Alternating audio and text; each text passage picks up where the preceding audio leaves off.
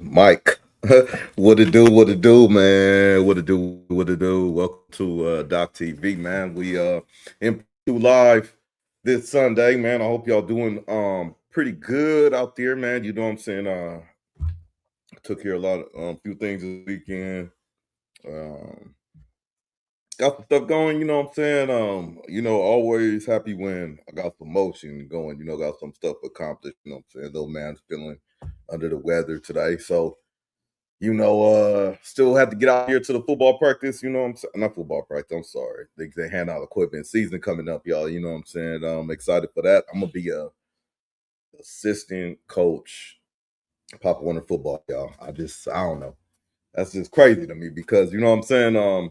Love sports. And you know, uh, that type of thing. Never really played like on the professional tip or not obviously not professional tip, but the high school organized junior high Pop Warner. It's little reasons I didn't do that, but you know, um, we'll see. What up? What up? What up? What up? What up? What up? How you say that though? An acrobat 2188. Okay. What it do? Hello. You know what I'm saying? Hey, yeah. So, um, my son, he's been in different sports. He played Pop Warner for flag, but it's gonna be his first time in tackle. All of us little bit concerned. He's not too much into it now, but it wasn't too much into Pop Warner when he played, but then it ended up being decent for him. I like the element of it where it's not the violence part, that type of thing. It gets the testosterone going and things like that. It gets you, amped up, pumped up, and all that type of thing. But we can't deter from the fact of what's been going on with we got CTE, you just got concussions, injuries, these type of things. It's a dangerous thing. So I'm inherently, but so is swimming in the ocean, taking a run, taking a hike, those type of things. But like I said, I like the fact that as an 8 year old, like man, I'm gonna have influence on him being a man, growing up into a man. My older son is gonna have an influence on that. My brother, males he's around, but he has an extra male as far as his head coach. Shout out Chris, man. Just to kind of keep grounded. You know what I'm saying, and keep him let 'em know that there's different aspects in life where you need to be tough or you need to be respectable. You need to be humble. These type of things. It's been cool, and just me being on the assistant coach part of things, man. It's just even me being on the team because I remember last year, me and my wife, we were the only ones like kind of. I didn't say the only ones, but we were at no, we weren't the only ones. I'm sorry. We were at a lot of these, well, as practices at all. We were participating in everything, and it just becomes, good to see them grow and then develop and all that type of stuff, And that's anything. It could have been in whatever, man. You know what I'm saying? But it's just good to, what I'm saying. What to do, Isabella? You know what I'm saying? I could pronounce that, uh, uh, yeah, so man, it's been good. It's been good, man. He's under the weather. Almost it's hot, and he's was feeling hot. So he's feeling a little better now, man. But shout out to everybody. You know what I'm saying? It was good. So they got some rest. You know what I'm saying? We want to go into this dude, man. Brandon Aiyuk, man. Brandon Aiyuk, man. Arizona State Sun Devil. You know what I'm saying? Former San Francisco 49. I don't even know if he's on the team. Let's just see what's going on, man. They give these dudes money and they go crazy. But we're talking about CTE and all this stuff. And man, is he on it? Is he on that? You know what I'm saying? Is he on that?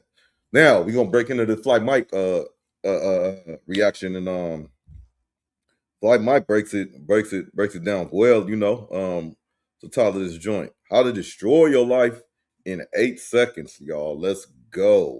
Oh, I'm gonna hit that like because we using y'all video. Shout out to Flight Mike, man. Go over to this District Attorney's Office issued a warrant for Brandon Aiyuk's arrest today, where he appeared to be filming himself in the driver's seat going 40 miles per hour over the speed limit. It's either mental. Okay, so 40 miles per hour over the speed limit. So if you're 60, you're going 100. It's 65. I done went 105 and you know, not to brag about it, but you know, it's not safe or anything like that or by any stretch of the imagination. But overcome yeah, sometimes you gotta test that dash out. Respectfully, you gotta test that dash out. Safety. Health crisis.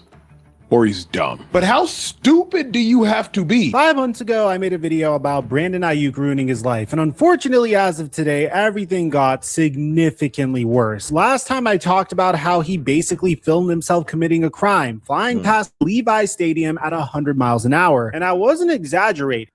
And then you're going to do the stuff by your stadium. All right. When was this? Significantly worse. Last time I talked about how he basically filmed himself committing a crime, flying past Levi Stadium at 100 miles an hour. And I wasn't Hey, y'all. Hit that like, y'all. Hit that like, y'all, man. We getting in here, man. You know, hit that like, that sub, you know what I'm saying? We get into different things, man. Let's go. Exaggerating. As of this morning, that situation escalated significantly. There is now a warrant out for Brandon Aiyuk's arrest. And somehow that's not even the headline. The 49ers June 3rd. That's June 3rd. So we on June 6th, 7th. We on 6th, 7th. Niners are cutting him this week. It's the end of one of the weirdest, most depressing stretches I've ever covered on this channel. A receiver. Man, okay, so he got cut.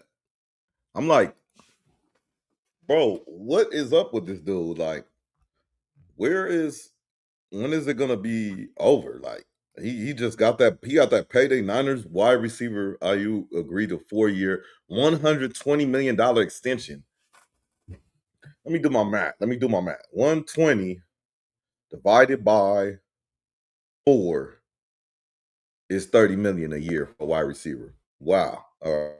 Let's go. Who cashed in for $120 million, but fumbled the bag so badly that he is now getting released. He's got a criminal charge on him, and he's about to sign somewhere else for pennies on the dollar compared to what he used to pull in. And the wildest part is Brandon Aiyuk told us this was coming. 2 years ago, he teased where he was going to land. And I mean, I guess this is one way to get there. I'm going to break down all of this in just a sec. Before we get to the content, I just want to shout out my pop culture channel. As news slows down here a little bit, we're going to be pushing more content on my third channel, Flight Mike TV. If you love the way we cover football news, I'm sure you're going to really love the way we do our videos there. I'm going to leave a link to it in the description down below and pinned in the comment section. And now that we get all that out of the way, Flight Mike. Go over to Flight Mike, y'all. Just not right. Mic check 1 2 1 2. What's going on, everybody? So it's been 5 months since we last covered this topic, so let me catch you guys up a little bit. In August of 2024, after a holdout and a summer of nonsense, and I'm telling you a ton of nonsense, like Brandon Aiyuk's girlfriend threatening to leave the 49ers, and Brandon Aiyuk causing a lot of drama in one offseason so he could get the contract that he wanted, the 49ers eventually caved, giving him a 4-year, $120 million extension. And by week 7 of that year, he blows out his knee against the Kansas City Chiefs, tearing his ACL, MCL, and meniscus, and he hasn't played since. During the rehab, he basically That's bad, man. That's one of them terrible ones. You want to stay away from the concussions and all that type of stuff, but man, them legs, man, when you're using them constantly, hosts the San Francisco 49ers, and as a result of that, they void $27 million in guarantees, which is kind of mind-boggling when you think about it. This man was literally getting paid just rehab. The 49ers clearly had buyer's remorse. It must suck to pay a wide receiver $30 million a year and only get him for 7 games. So you would think Aiyuk would do everything in his power to make sure that he was still getting paid, but no, he wasn't even able to stay in contact with the team, and as a result, the 49ers found a way out of his contract. After they voided the $27 million in guarantees, Aiyuk, for some reason, thought it would be a good idea to film himself driving triple digits past Levi Stadium, and that's the story that we have so far. far, and unfortunately, it only goes downhill from here. So let's talk about the warrant. Santa Clara County's DA charged Aiyuk with a misdemeanor, exhibition of speed, and the number that came out is worse than what we knew back in December. He was doing 140 miles per hour in a 40-mile-per-hour zone, right next to the building where he used to play his home games. Now, to his credit, he did own this situation back on December 24th and apologized, but that doesn't make the charge go away. Santa Clara PD said back then they were aware of it and they were looking into it, and 6 months later, here we are. David Lombard over. Hey, what you think? You just gonna apologize? All right, I apologize, my fans and to people of Santa Clara for speeding through. Come on, man. At the San Francisco Standard confirmed the entire thing. So this isn't just something I digged up from X. And the timing is very ironic. He's days away from free agency and then this information drops about him. So any general manager kicking the tires on him now isn't just looking at a guy coming off of a brutal knee injury who walked out on his last team. They're looking at a guy with an open warrant. Now let's talk about the breakup itself, because the cap math is kind of brutal if you're a 49ers fan. The 49ers are releasing him and they're using a post-June 1st designation to do it. By they spread about $35 million in dead money over 2 years, roughly $13 million this season and $21 million in 2027. And after all of that, they clear something like $2 million in cap space this year. They're swallowing $35 million in dead money to save 2. That's not a cap decision. That is a team doing everything they possibly can to get a toxic person out of the building. The 49ers didn't sit on hoping that Aiyuk would come back. They invested heavily in their wide receiver room over the offseason, signing Mike Evans and Christian Kirk, and they drafted another wide receiver. So they filled that need completely. John Lynch said it straight up, saying safe to say he's played his final snap with the 49ers. They did try to flip him for something. After the draft, Lynch basically posted a help wanted ad saying, "We're available. Give us a call." But nobody was interested. Nobody wanted to even give up a day 3 pick for a former all-pro wide receiver. The market determines the value of a player, and the value of Brandon Aiyuk is crystal clear. Kyle Shanahan gave us a bit of an inside look as to what was going on behind closed doors between the 49ers and Aiyuk. Yeah, we haven't seen him forever. So, I mean, that's a decision they make. It's been pretty simple for me. I mean, I haven't seen him in a month. You know, that's and same with our team. Been plugging away and no big deal. Or it's just. That's insane, bro. That's insane. Like you a professional football player under a contract, gang. And I ain't seen you in a month. In a month, bro? I ain't seen you in a month, bro. Man, I'm a Raiders fan. And you know, I call the 49ers the 40 whiners, you know, wine the K. But this is just pathetic. This is sad from a well-run organization, bro. Like, I don't know what's going on exactly with that.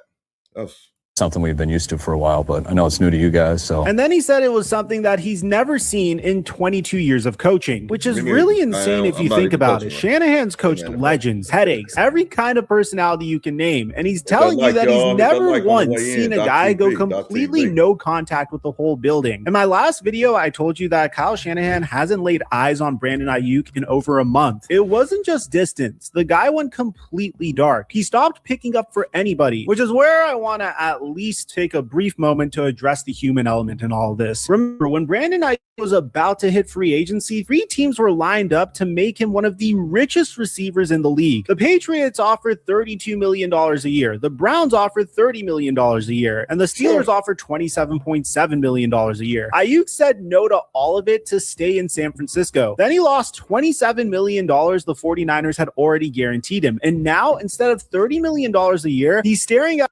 Bro, this is not $12. This is not $12,000. This is not $120,000. This is $12 million. $12 million to play a game to rehab, bro. At a 1-year prove-it deal around $12 million, maybe half of that actually guaranteed. Stack it up, and this is a guy who's torched north of $100 million in earnings over the next few years. Not because his knee gave out. That's just bad luck, and he protected himself from this. But it's because of what he did after. And now there's a criminal charge on him. Now, you might be thinking, "But Mike, it's just a misdemeanor." Okay, fine. But a warrant for your arrest is a warrant for your freaking arrest. And 104 and a 40 isn't just a fender bender. That's the kind of speed speed that ends with somebody in a body bag, and it's not always the driver. It's also the kind of off-the-field concern that can drag a player in front of the NFL's personal conduct policy. So a guy who was already a tough sell just made himself even riskier. I mean, you compare him to Tyreek Hill, for instance. Tyreek Hill blew his knee out a year ago, and yeah, Tyreek Hill comes with baggage and off-the-field concerns as well, and he still hasn't been signed. Hell, Stephon Diggs, who had over 1,000 yards receiving last year and was found not guilty of the charges that his So I'm concerned about, man, with this CT stuff, and especially like my son getting into playing football and stuff like that, man. This wide receiver, like this, you know, shaking in your head, you know, like the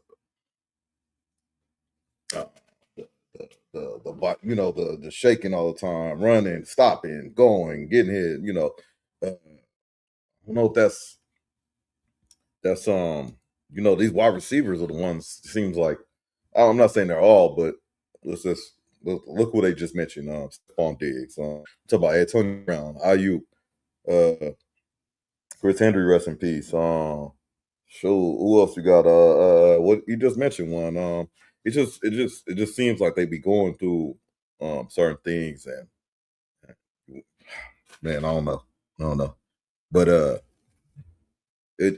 I just want y'all to pay attention. It just has to be something crazy in your head to like just go ahead and just let me just burn this money, you know what I'm saying? Because more is going to come or something. I don't know. personal chef brought forth against him still hasn't been signed. No team was willing to trade him. Kyle Shanahan said he never saw something like this in his 22 years of coaching. This has nothing to do with his knee anymore. There's 31 other teams in the NFL that watched Brandon Aiyuk ghost his team, skip his rehab, and post a crime onto his social media, and quietly agreeing that this guy simply wasn't worth the trouble anymore. You can easily boost your stats up again, but getting the entire league to trust you again is a completely different animal. 2 years ago, Brandon Aiyuk had it all. He appeared in a Super Bowl. He had $120 million.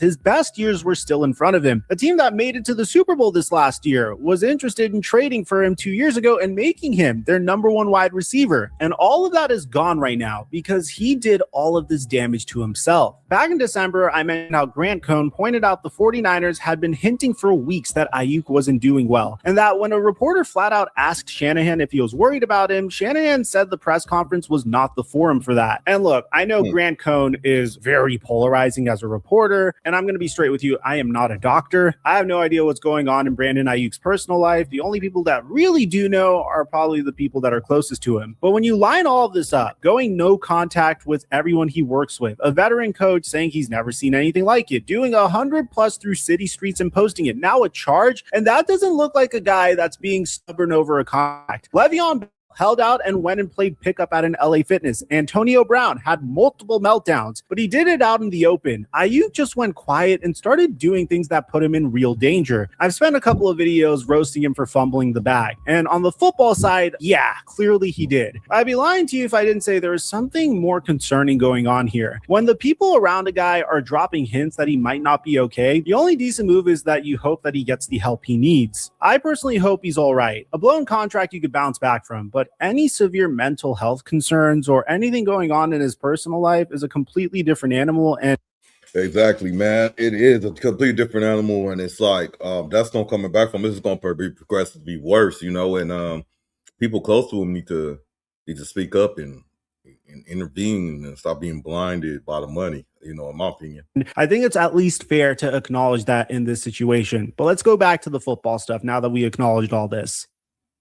So you remember in the beginning when I said Brandon Aiyuk warned us that this was going to happen eventually? On June 1st, David Lombardi clocks that Aiyuk had stripped his Instagram down to 3 accounts: his wife, Jaden Daniels, and the Washington Commanders. And if you watched my first Aiyuk video, this should give you chills, because how did this whole thing kick off? Well, on June of 2024, Aiyuk posts that FaceTime TikTok with Jaden Daniels saying this. They said they don't want me back. And Daniels lit up screaming, "Hey man, you know, I ain't gonna. It gives me eerie feelings of that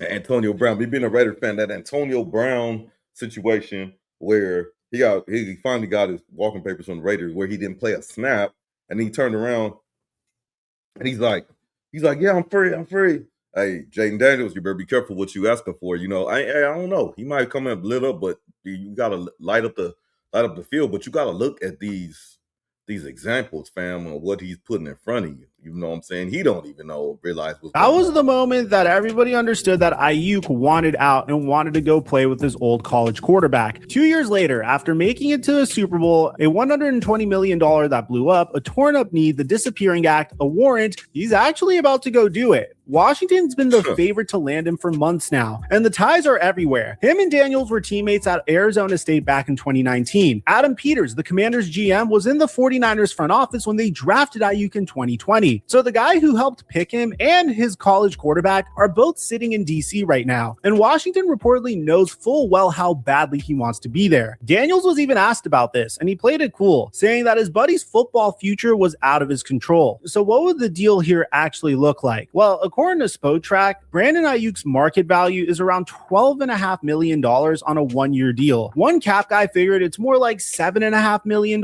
in base salary that could double if he stays and producing. So compare that to where we first started here. In his first 4 years in the league, the guy put up 269 receptions, almost 4,000 yards, 25 touchdowns, with a 1,342 yards second team All-Pro year in 2023. And the offers I told you about in video 1, the Patriots offering 32 a year, the Browns offering 30 a year, the Steelers offering 27 points. Like I ain't gonna lie, even if none of this stuff was going on, I don't even think Brandon Aiyuk was like that, bro. I don't even think he was like that when he was in his biggest, when he was in his career, like in his bag, like before he got his injury. Like he wasn't even like that. Like 30 million a year. That's crazy. He ain't seen the field in over a year. 7 a year. He passed on every single one of them to stay a Niner. Now it's a one-year deal, maybe $12 million, maybe half guaranteed, but his warrant comes with it. The same story I gave you with Le'Veon Bell turning down $70 million and signing for less, and Antonio Brown blowing up a $50 million deal that he signed with the Raiders that he never came back from. Aiyuk's just the newest name on the wall of guys who had it all and let it slide right through their hands. It's the definition of fumbling the bag and sabotaging your life. Look, Brandon Aiyuk is fairly young, and this story is clearly not over. If he lands in Washington, that's a real asset. Back with a quarterback he loves, lined up next to Terry McLaurin on a team that's actually trying to win something, and on a one-year deal. He's the hungriest guy in the building, playing for one more payday. If he's healthy and in a good place mentally, he could remind everybody really quickly why he got that $120 million in the first place. That's a lot of ifs, guys. And the way he got here is about as strange as anything we've covered. A Super Bowl receiver to a $120 million man, to a guy who ghosted his whole team, lost his guarantees, picked up a charge, and got cut. And the whole time he was basically telling us through a TikTok where he was going to end up anyway. So the question here is very simple. Is Washington the start of a comeback, or is it the next chapter in a fall from grace that we still haven't seen the bottom of? Tell me what you guys think about this in the comments down below. Aside from that, I'm your boy Mike, and I'm dropping our mic until our next upload. Shout out, man, Flight Mike, man. Go sub up to his channel, Flight Mike's, on YouTube and all other platforms. Like I was saying, man, it's just crazy, y'all. Like I could see on a smaller scale, you gave give somebody that didn't have any money some money. Like if you 20,000, somebody just dropped you 20,000, you're not used to having that type of money. And so, you 19, 20. I'm saying like see yourself blowing and spending the wrong way and things like that. But when you're talking about 120 million, you're a professional. And yeah, you may fumble a bag here and there, maybe make some bad purchases, but just like say, hey, here's the money. I'm cool. You guys can have it. I'm just gonna wild out, you know what I'm saying? Just gonna wild out. Don't worry about it. You know what I'm saying? Hopefully you don't have you had a girlfriend, man. Hopefully you don't have kids and stuff like that, man. Cause all these situations with these, it seems like wide receivers, it don't end up well. We got one more thing, man. I wanted to go through before we get into something else. But yeah, he came up with something what today? What was today? The shorts, yeah. There it is, right? There's this. I don't know what Yeah, we're just gonna go with that. All right, so let's start with this. Mr. Brandon Aiyuk is sending messages. Quite literally, he posts on his Instagram story, "Stop the cap, the gig is up." Now, Brandon, Whoa, Jesus! it's very clear you want to end up in Washington. Mr. Brandon Aiyuk is sending messages. Quite literally, he posts on his Instagram. You could be the guy. Mr. Brandon Aiyuk is sending messages. Quite literally, he posts on his Instagram story, "Stop the cap, the gig is up." Now, Brandon. Oh, that gotta be AI, bro. It's very clear. That gotta be AI, man. Because I don't think he look like that for real though. He might. I'll see him play for a year, bro. You know, like them kids when they don't get picked for the basketball game at the court. Brandon. You know, like them kids when they don't get picked for the basketball game at the court. But they the ones that brought the ball. So they like, all right, y'all don't want to pick me? I'm taking my ball. I'm going home. Ass boys, little ass boys. Or like when your kid, he got this one toy,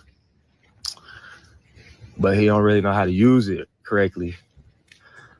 So somebody else about to pick it up and play with it. And they're like, oh yeah, this shit litty.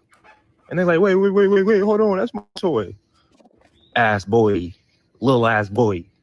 Man, stop running from the belt. The belt coming. You scared. They scared. The truth is they scared. Who is he talking to? They know how I get. They gonna say, oh yeah, BA did this, BA did that. BA did, you know that shit allegedly.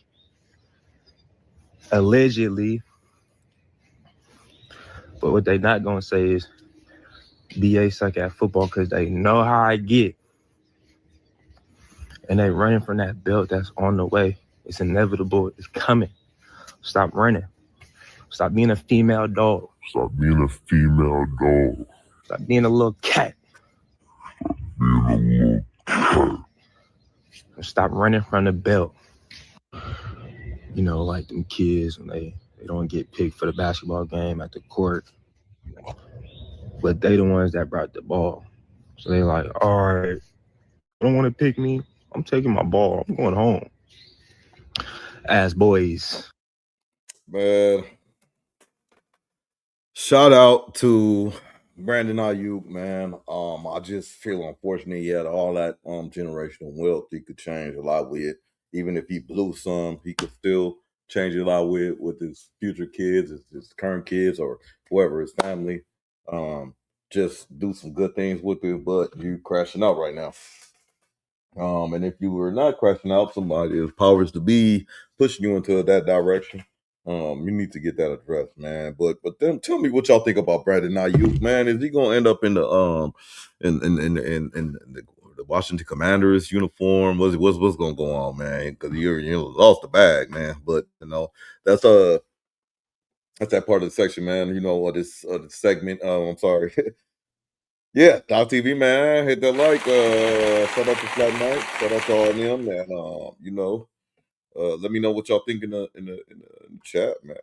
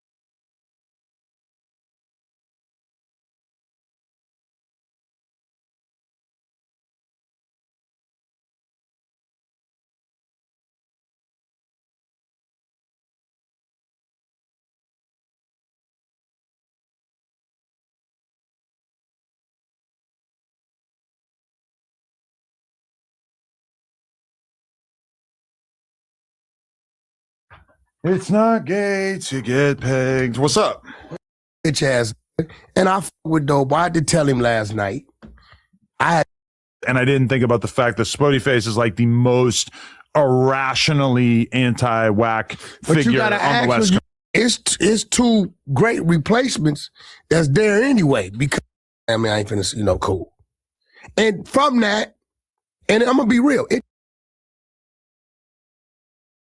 the no jumper and say WACK 100, you gonna look like a bigger bitch because the defender.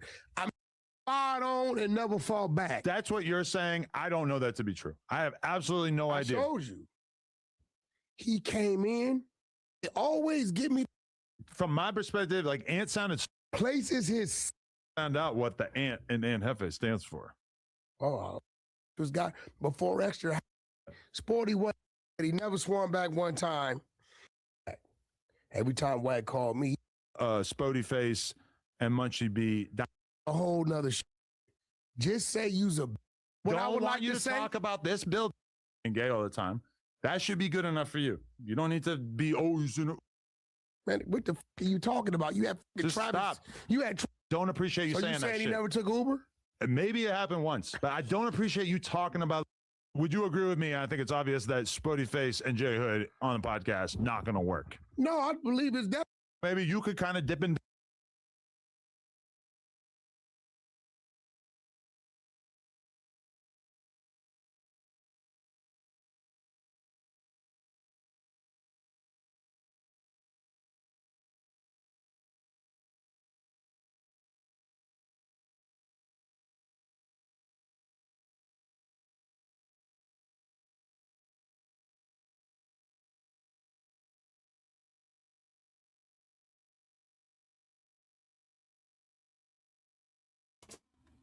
It's a lane for this type of content. You know what I'm saying?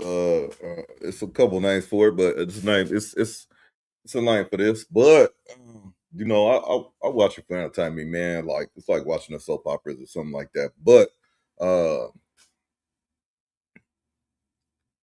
somebody on there, Munchie B, he's on there. I kind of pay attention to what's going on with him on there. One he's a real good podcaster, but he's from the same city I'm from, so shout out to him for getting on there. You know what I'm saying? People think it's like, oh yeah, bad platform and all this stuff like that. If you're a man and you stand on your own too, and you make a decision, you gotta kind of ride with what the consequences come with, if there are consequences, you know what I'm saying? Because you may be the one doing stuff for the first time that people wanted to do, whether they like to say it or not, you know what I'm saying? But found it interesting, even though this might have been like a clip farm or something like that, but I found it interesting that after we had the foot gate where Adam kicked Munchie, like kicked his chair or whatever in frustration or whatever it was, you know what I'm saying? He kind of, I don't know, but that with that being done, he I was kind of tripping on how he defended him right here, but that's a good look, hopefully it's a real deal. Let's dive in the Thursday episode with Jay Hood, right? So you pretty much gonna let that these dudes was ready to skedaddle because Jay Hood is in the seat, and it's to a point to where, so you just support some cowardice shit. I'm not saying anything like that. I'm just saying that I think you are like Trump.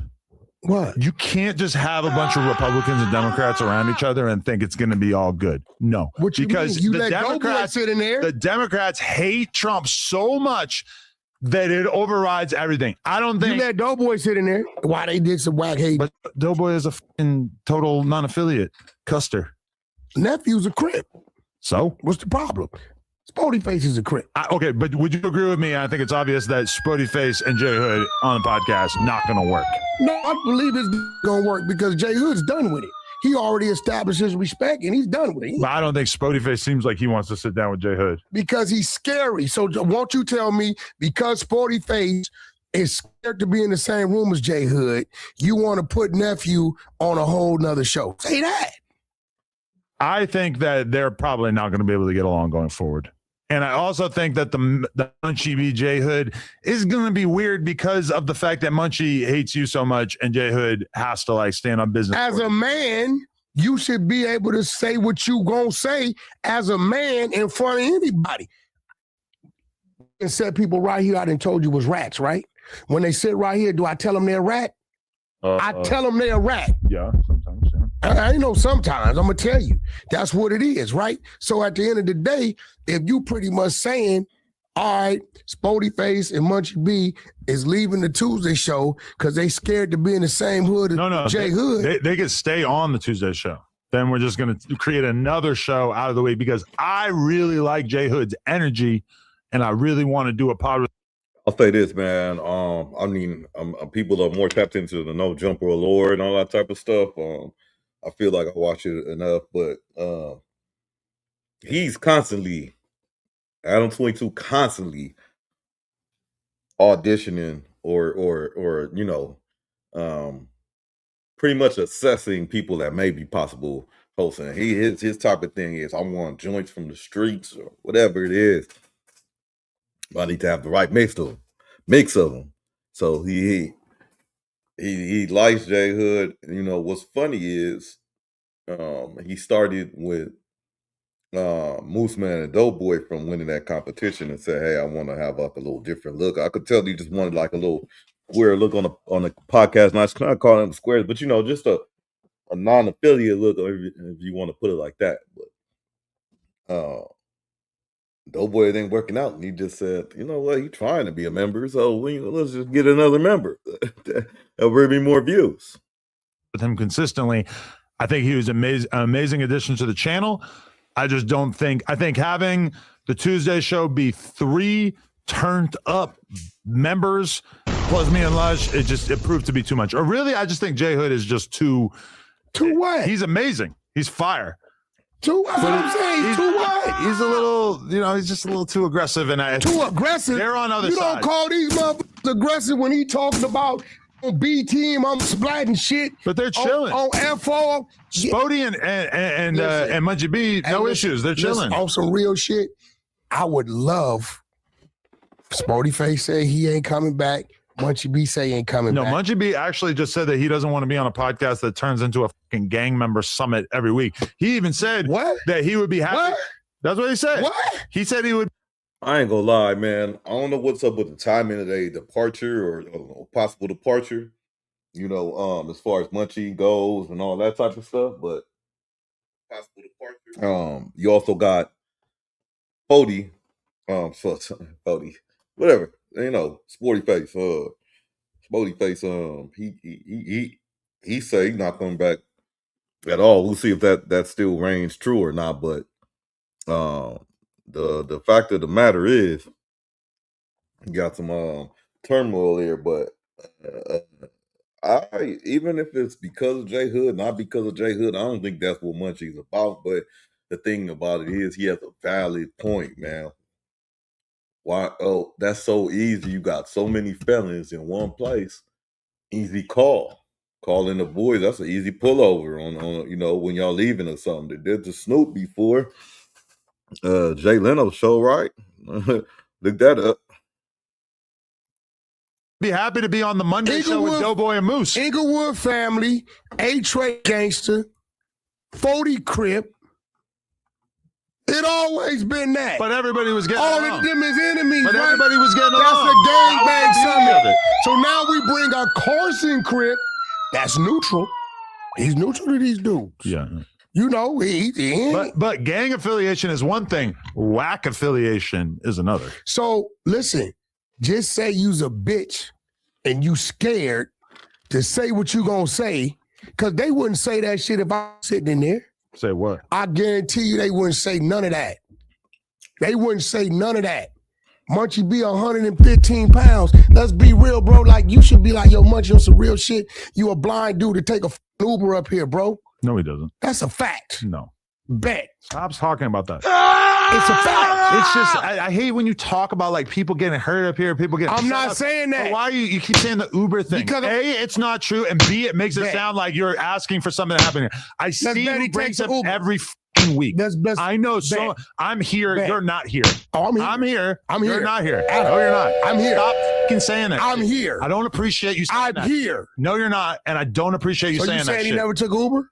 Maybe it happened once, but I don't appreciate you talking about like you can get somebody touched out. I didn't say that. You say that shit. Hey, Adam, for one, you run this building, bro. Yes. You don't run these streets. Every single time I ever You seen don't run these Munchie here, streets? he had somebody with him that was obviously there. The other day, he had to call the bitch to come. What you mean? You talking about? This is a fact. His stupid ass nigga too loud on the mic. So why you don't got the same energy when you say, "Hey, look, bro, not for nothing. WACK older than you. He got a lot of reach, and we live. So won't y'all chill out on that shit before he fuck around and take it a certain way? You don't say that. I tell Munchie all the How time many to stop times, talking Lil about it. John, have I stopped the homies? Told them no. I respect Adam building, so don't come at me, bro. Stop. No, when you gonna tell them to stop? What are they doing? They're just talking about you, right? And I do tell them to stop, like every time. Well, I'm just talking about him. Okay, and they talk, but I don't like you talking about this, like my building, as if this is a place where I could make What you mean something your happen building? or whatever. I don't appreciate. Uber has nothing to do with your building. Yeah, That but has something to do but with the the street. reason why you're saying that is because you're trying to make it seem like something could happen to Munchie here. I don't appreciate it. Hey, Stop. bro, listen to me. Hey, Listen. stop. Hold on. Stop. So when you gonna tell them to stop? I do every fucking time that your name comes You up. I tell him to chill out. Stop. You made them say, "WACK, you can't call in here," and then they really ran it up. Okay. I tell them that I don't want to talk about you, and I would appreciate if you didn't do this weird gay mob boss thing talking about him coming here in an Uber, all right? I mean, listen, shit. I mean, you know more about him than that. We don't got it. That's cool. Just shut up about it. Just don't talk about it on my Okay, but you podcast. got to tell them to shut up about it. I do every fucking time. How many times do we have to repeat this conversation? I feel like I'm walking in circles here. You know, Hey, there's defense, which I don't care about defending them. Adam do kind of low key. I don't say check, but he say something every once in a while when they talk about WACK. He do speak up a little bit.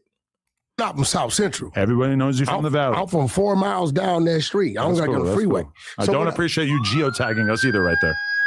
Man, what the f are you talking about? You had You had Travis Scott. Just stop. Just don't talk about where we're at. Whatever that don't is. talk about it like you could get something to happen here, because I know you're not gonna do that, and I don't appreciate you. Hey, if I wanted to do that, Adam, it'd have been happening. Exactly. Cool. But So just what I'm stop saying is- talking about my building. Can you not take the fucking hint? Stop talking about my building like this is a place where shit like that happens. Well, let me ask you a question. No. Let me ask you a Listen question. to what I'm saying. Let me ask you a Stop. question. Just stop. So when you gonna tell them to stop? Why do we keep having to have the same fucking conversation? I tell them to stop all the time. And they don't. No, and they do. I make fun of Munchie for talking about you too much, and it has stopped being a fucking topic of conversation on here, bro. Your whole issue the other day was because he was calling me gay. Yeah, I brought that up to clown Spody Face about the fact that he basically runs a fake news channel where he talks about you being gay all the time. That should be good enough for you. You don't need to be, oh, he's in an Uber, I could get him touched. Shut the fuck up. No, hold on. First of all, listen. No, hey, What's real- wait, are you not I heard getting the you vibe? just said it. Listen, You just said it. I didn't say it. Hey, Listen. stop it. Listen, you Stop just said fucking talking about it like you're you going to just said who said I was gonna- Yo, I never I'm said I on was the gonna do podcast that. right now if you keep talking about this shit. No, but right? when you can't bring it up. Hey, listen, and think I listen. can't I'm respond. gonna stop the fucking podcast right now if you don't stop doing this gay ass mob boss shit. Who you calling gay, bro? I'm not no I motherfucker don't gay. appreciate you acting Hey, like nigga, you're but gonna I'm make not something gay. But happen don't up call here. me gay, bro. Do you not Do I understand my call you rules? gay? All the time. Because you do gay shit. Every day. Do you not understand that I'm Hey, look, saying I that hate you. what I don't want you to do is I don't want you to talk I about get this that. building as if it's I somewhere get where that. you're going to pull one of your little plays. I all would right? never do it. So just stop it. Adam, listen, on some real shit, if I wanted to do that and I didn't have respect That's for cool, you, but just I stop would have even been did that. talking about it. Okay. You're not getting it? No, Not getting it? But I want you to get that, motherfucker. I would never do it on the Okay, strength of you. and I appreciate that. Like on some But real stop shit. fucking talking about it. I mean, but what I would like We're to live say, right now, so I can't just edit this out. Listen, This is great. But I what don't would want like you to say, talk about this building as if it's somewhere where that kind of thing happens. Okay, and I hear you. But what I need you to understand is I am somebody, bro. I get it. That's And cool. when motherfuckers continue, right? In your building. Okay. This is everybody should acknowledge, hey, bro, this is my building. And by you doing that, it could potentially lead to something. Okay, but it won't because of our mutual respect. No, that's a fact.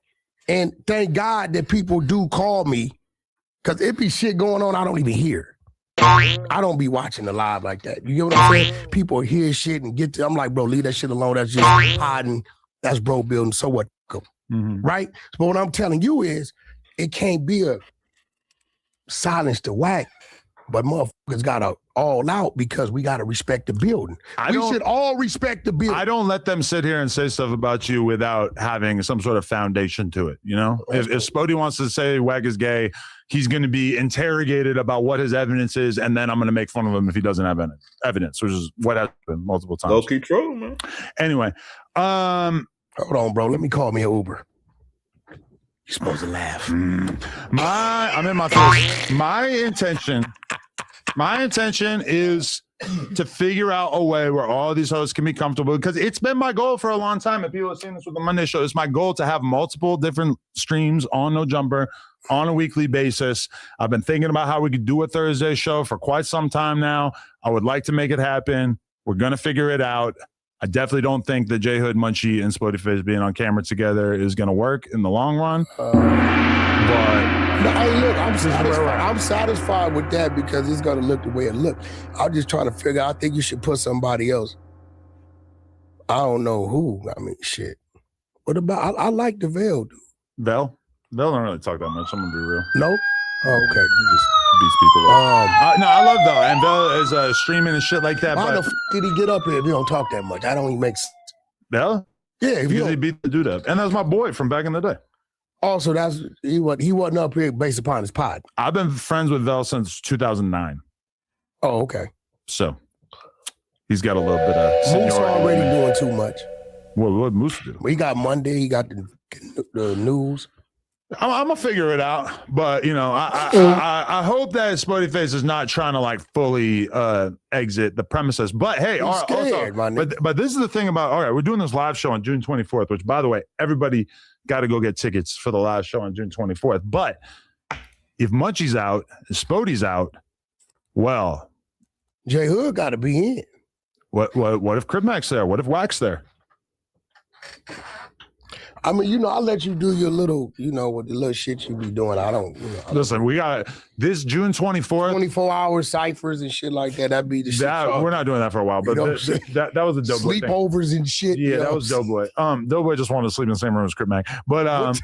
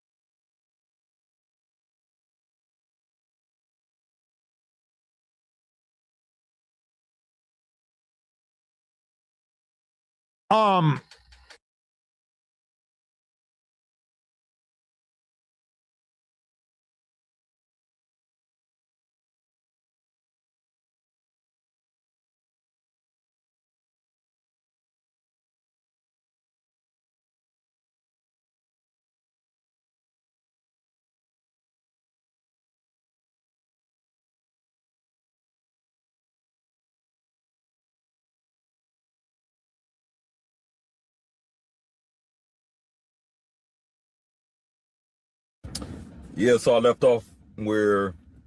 Yo. Yeah, so I left off where.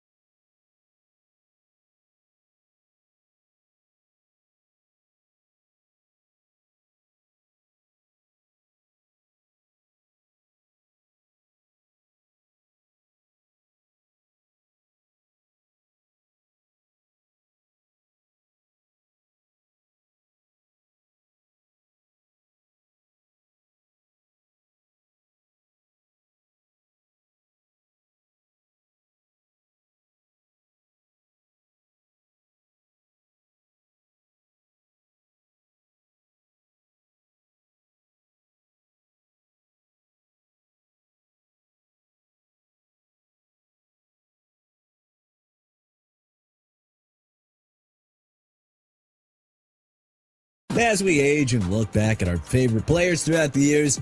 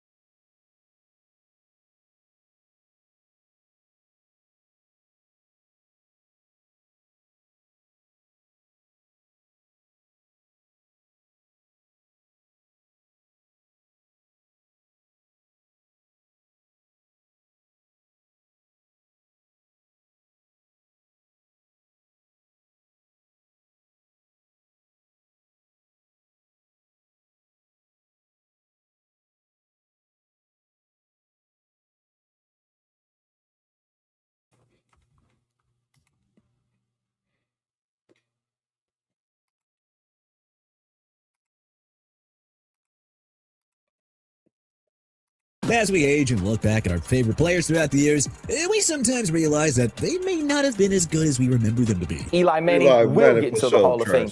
I also don't believe he was a very good quarterback.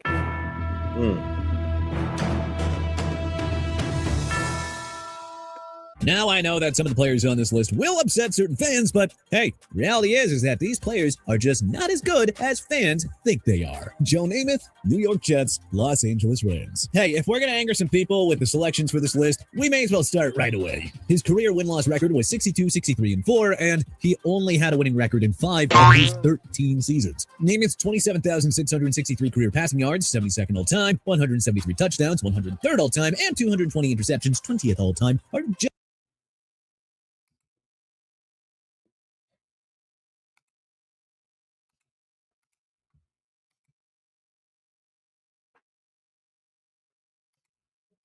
simply not the numbers of an all-time great quarterback. To those that argue for Broadway Joe's greatness, yeah, I get it. Not only was he responsible for the most important victory in professional football history, but he also guaranteed the victory before the game. The Jets' victory over the Baltimore Colts in Super Bowl III set the stage for the behemoth that the NFL has become. Namath was even named the MVP of that Super Bowl despite only completing 17 of 28 passes for 206 yards and 0 touchdowns. He was flashy, he was a celebrity, and a cultural icon.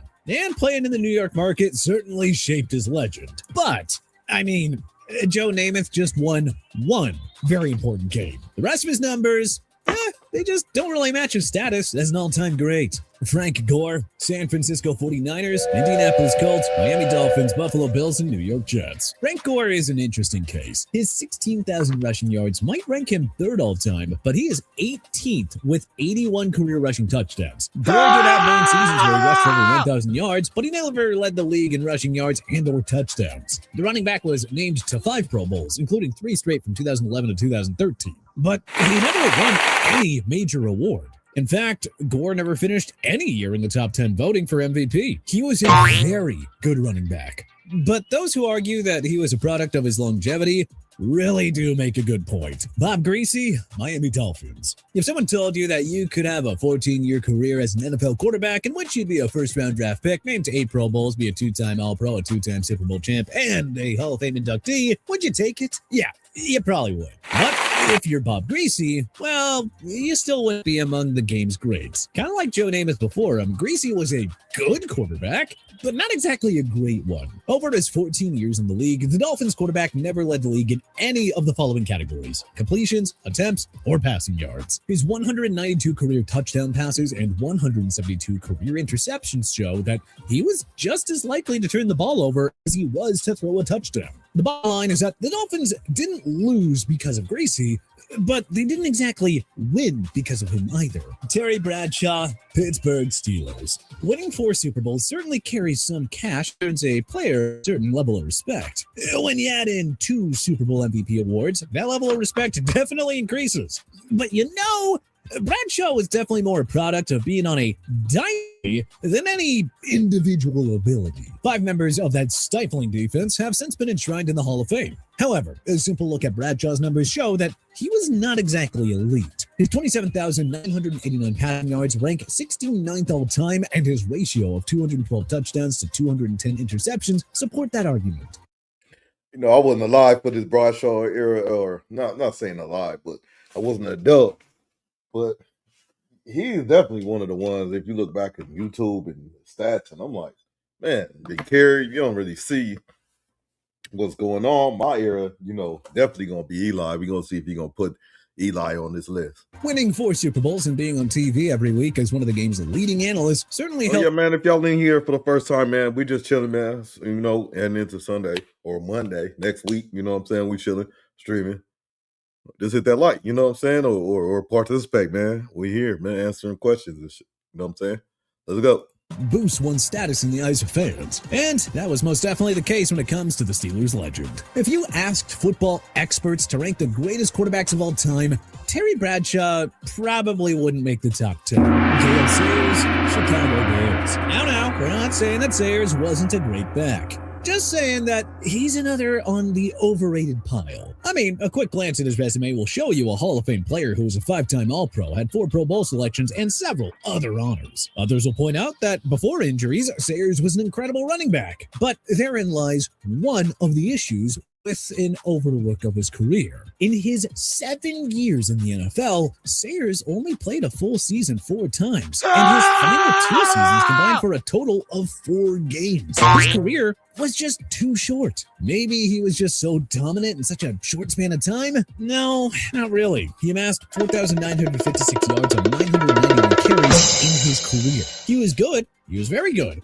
Who knows, maybe if he wasn't injured and played a little longer, we would be discussing his place as a GOAT. But he was injured, and he didn't play long enough. Lynn Swann, Pittsburgh Steelers. Swann was a key member of the Steelers' 4 Super Bowl titles in the 70s, but his place in the Hall of Fame is, well, certainly questionable. In 9 years with the Steelers, the former first-round pick out of USC's numbers don't exactly line up with his draft status. His 336 career receptions, 5,462 receiving yards, and 51 touchdowns are kind of modest by any. Man, that crazy they put Lynn Swann on here, man. Fight on, you know what I'm saying? Let's back this.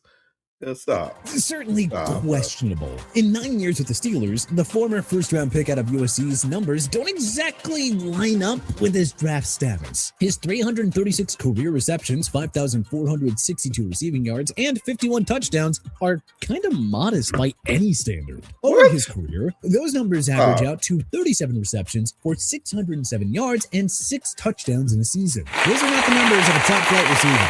Swann never topped 1,000 yards receiving in a season. His most was 880 yards, and he wasn't even the top receiver on his team. That designation went to John Stallworth. Swann was a good player who was probably deserving of his uniform being retired by the Steelers, but honestly, not much more than that, as that dude certainly wasn't on the same level that people think he was. Devin Hester, Chicago Bears, Atlanta Falcons, Seattle Seahawks, and Baltimore Ravens. Devin Hester was an NFL wide receiver for 11 years. Only problem was that he didn't really make a name for himself as a receiver. For his career, Hester had 3,311 receiving yards and 16 touchdowns. In fact, Hester didn't even catch a pass in 3 of his final 4 seasons in the league. So what the heck is all the fuss about Devin Hester? Well, quite simply, he was the best return man ever. His 14 career punt returns for touchdowns are an NFL record. But that's kind of it. He's only a one-dimensional player.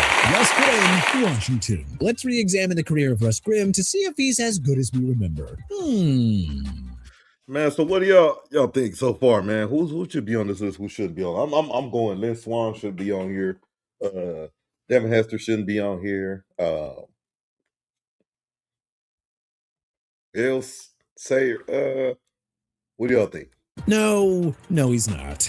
We You all see, think over that. an 11-year career, Grimm won 3 Super Bowls with Washington, but he didn't even start in 2 of those 3 Super Bowls. After being drafted, he became a starter and was named to 4 Pro Bowls, but in reality, he wasn't a full-time starter for a large chunk of his career. He started 114 out of 140 games. That is almost 2 full seasons on the bench. Russ Grimm does not belong in the Hall of Fame, but rather the Hall of Very Good. He's also remembered far more fondly than his career would actually indicate. Eli Manning, New York Giants. If you were to take a closer look at Manning, you would see a quarterback who was very, very good, not quite elite.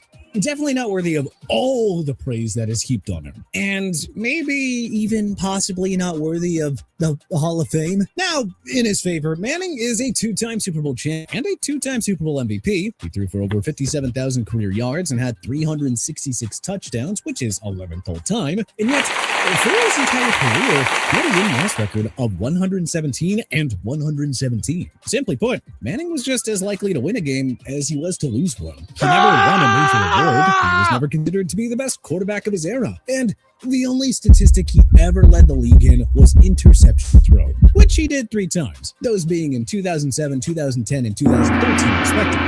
Eli Manning is simply another player who fans think is much better than what reality shows. Tom Brady, New England Patriots, and Tampa Bay Buccaneers. All right, this is the one that I'm probably the least confident about, and also the one we're definitely going to get the most flack about, but hear us out. Tom Brady might be the greatest draft steal of all time. He was selected by the Patriots in the 6th round. Brady currently holds the all-time career records for games started, completions, attempts, yards, touchdowns, fourth-quarter comebacks, and game-winning drives. He was named to 15 Pro Bowls, won 3 AP MVP awards, was a 7-time Super Bowl champion, and a 5-time Super Bowl MVP. Brady is also a member of the Hall of Fame's All-2000s team and the All-2010s team. The accolades are innumerable, including that eventual Hall of Fame induction. Heck, there are many that believe that Tom Brady is the undisputed GOAT. And yeah, they might be right. But there is a black that hangs ominously over Brady's career. The single dent in his GOAT armor. During Brady's years in New England, there were at least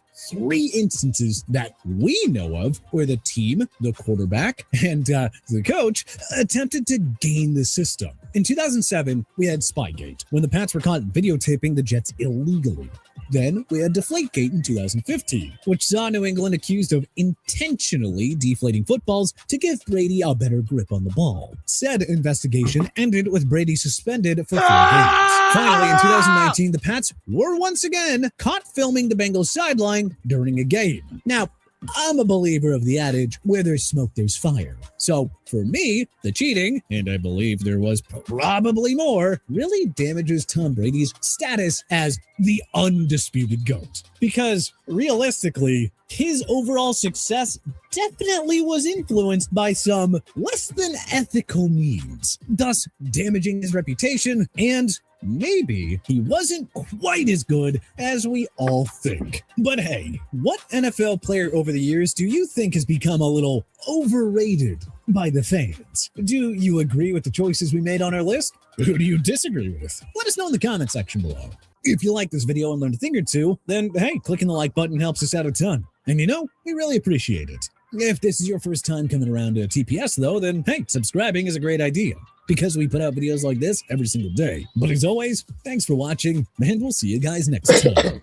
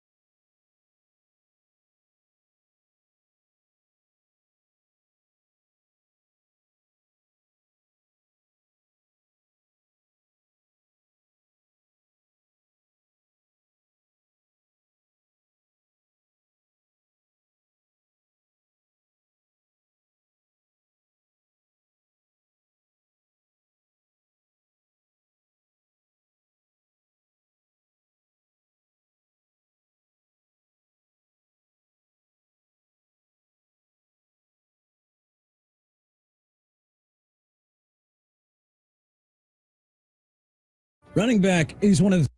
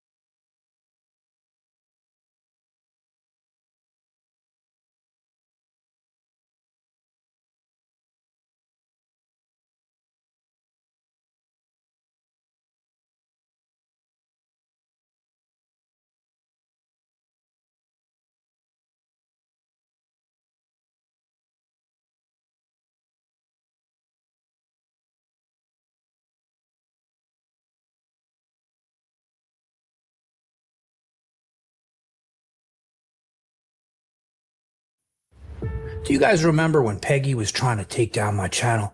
And I told him, listen, Peggy, you don't stop messing around with me.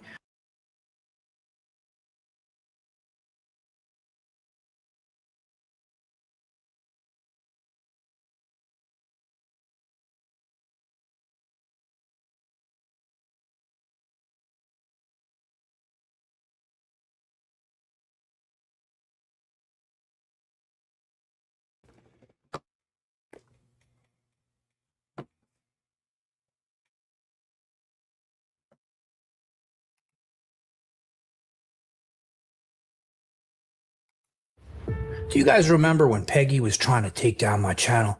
And I told him, listen, Peggy, you don't stop messing around with me. I'm going to look into how you made all the money. Well, he didn't stop. Who is this? Who is this? My bad, yo. I'm interested in what Wes Wasson is about. You know what I'm saying? John Bravo Films. I just subscribed to him. Yeah. So let me see. First time seeing this one. And you know what happened? I looked into it, and what I found, he ain't gonna like this. Okay.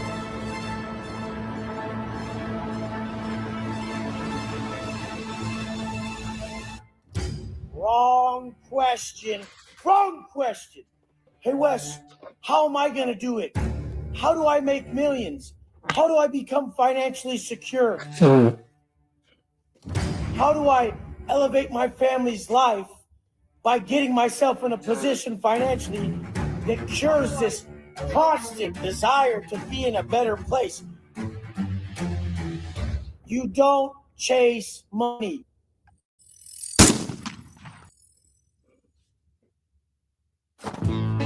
Peggy, what's this, like a nickname though? Like you got beef? What's going on? Baby. So everyone's been wondering, how did this asshole make all his money? So I went digging, because I knew he had to have been up to some crazy shit. And did you guys see the way he coaches people? Yeah. He treats them like they're a bunch of assholes. I'm not going to leave you. I'm paying you. Shut up real quick. Shut up. More than just like a salary job. He's trying to say he wants to coach. It's taking him this long. You piece of shit. There's no way he became a millionaire doing this shit unless he found a way to scam him, that asshole. No one can be there holding your pocket saying, tell him this. Tell him this. Like, you want me licking your ear telling you or something? Bro, you already know the goddamn answer. Damn it. Yep. So for years, we've seen Peggy pegging his way around town like an asshole, but not a regular asshole, $1 million asshole, because he made millions. I get it. So he's supposed to be like, is this dude supposed to be like Andrew Dice Clay or somewhere? Selling these bullshit programs to people and ripping them off. We've seen him living in mansions, driving fancy cars, spending all that money on charmutas. But think about it. He had to spend a fortune on them, because what girl in their right mind would want to greet him the way he wants to be greeted, with that micro machine thing in his pants? Now, all this time we've seen him making all this money. All of us are sitting back and saying, there's no way This asshole made all this money selling these bullshit programs, especially with how he always treated people. I mean, how dumb can these people be to give him all their money? So I did a deep dive. I wanted to find out how this asshole was really making all that money selling this bullshit coaching, or was it just coaching? So I spoke to the people that were in his circle who knew him more than anyone, the people who managed his back end. And the shit that they told me, of course he was doing criminal shit. And wait until you see this shit.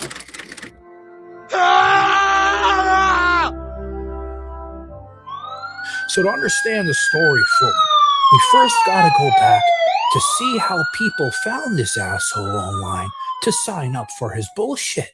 So to start, he pulled in his business mainly from his YouTube channel. People would watch his videos, get motivated by his bullshit stories, and then click the description and apply to his program. So you have everything. Your life is just not feeling like it should. There's something missing. It's deeper. It's a connection. It's a purpose. It's bigger than you. The thing is, many of these people had no clue who this asshole really is because they found him through his own video and his sponsored ads. And even to this day, while Peggy is sitting there in prison, pegging around, people are still signing up for his program because they're finding him through his old videos. Self-inflicted adversity, like hiding, working out, and all that shit. It brings you closer to who you are, and adversity reveals the man to himself. So first, I think it's important. We want to know how this asshole was doing his coaching. You know, he was getting paid so much money. What is it that he did to these people to make all that money, right? What kind of service is he providing? So we're going to take a look at some private coaching calls that were recorded. Not many people have seen these. And this first guy, his name is Trevor. And this poor guy, right? Napoleon Dynamite looking man with the mustache living in a barn. This poor guy, look how Wes treated him, that asshole. Speed up the dissolving of those mental barriers that you sometimes don't even see. You're a cheap motherfucker and sign up for the program where we go into it deeper. You're on the cheap program, homeboy. Sign up for the one we go deeper. And really, that's what it is. Like, that's why you elevate. This one is training, nutrition, and a Zoom call. But I can't go into your whole life. What is the thing you're trying to dissolve? Tell me the thing, not vaguely, hey, there's things I'm trying to dissolve. What things, bro? Well, okay, so... Do you have lack of confidence with chicks? Are you having trouble posting? Say it! Okay. People come through my funnel and they do this. So you're trying to coach others. Yes, I'm trying to coach others.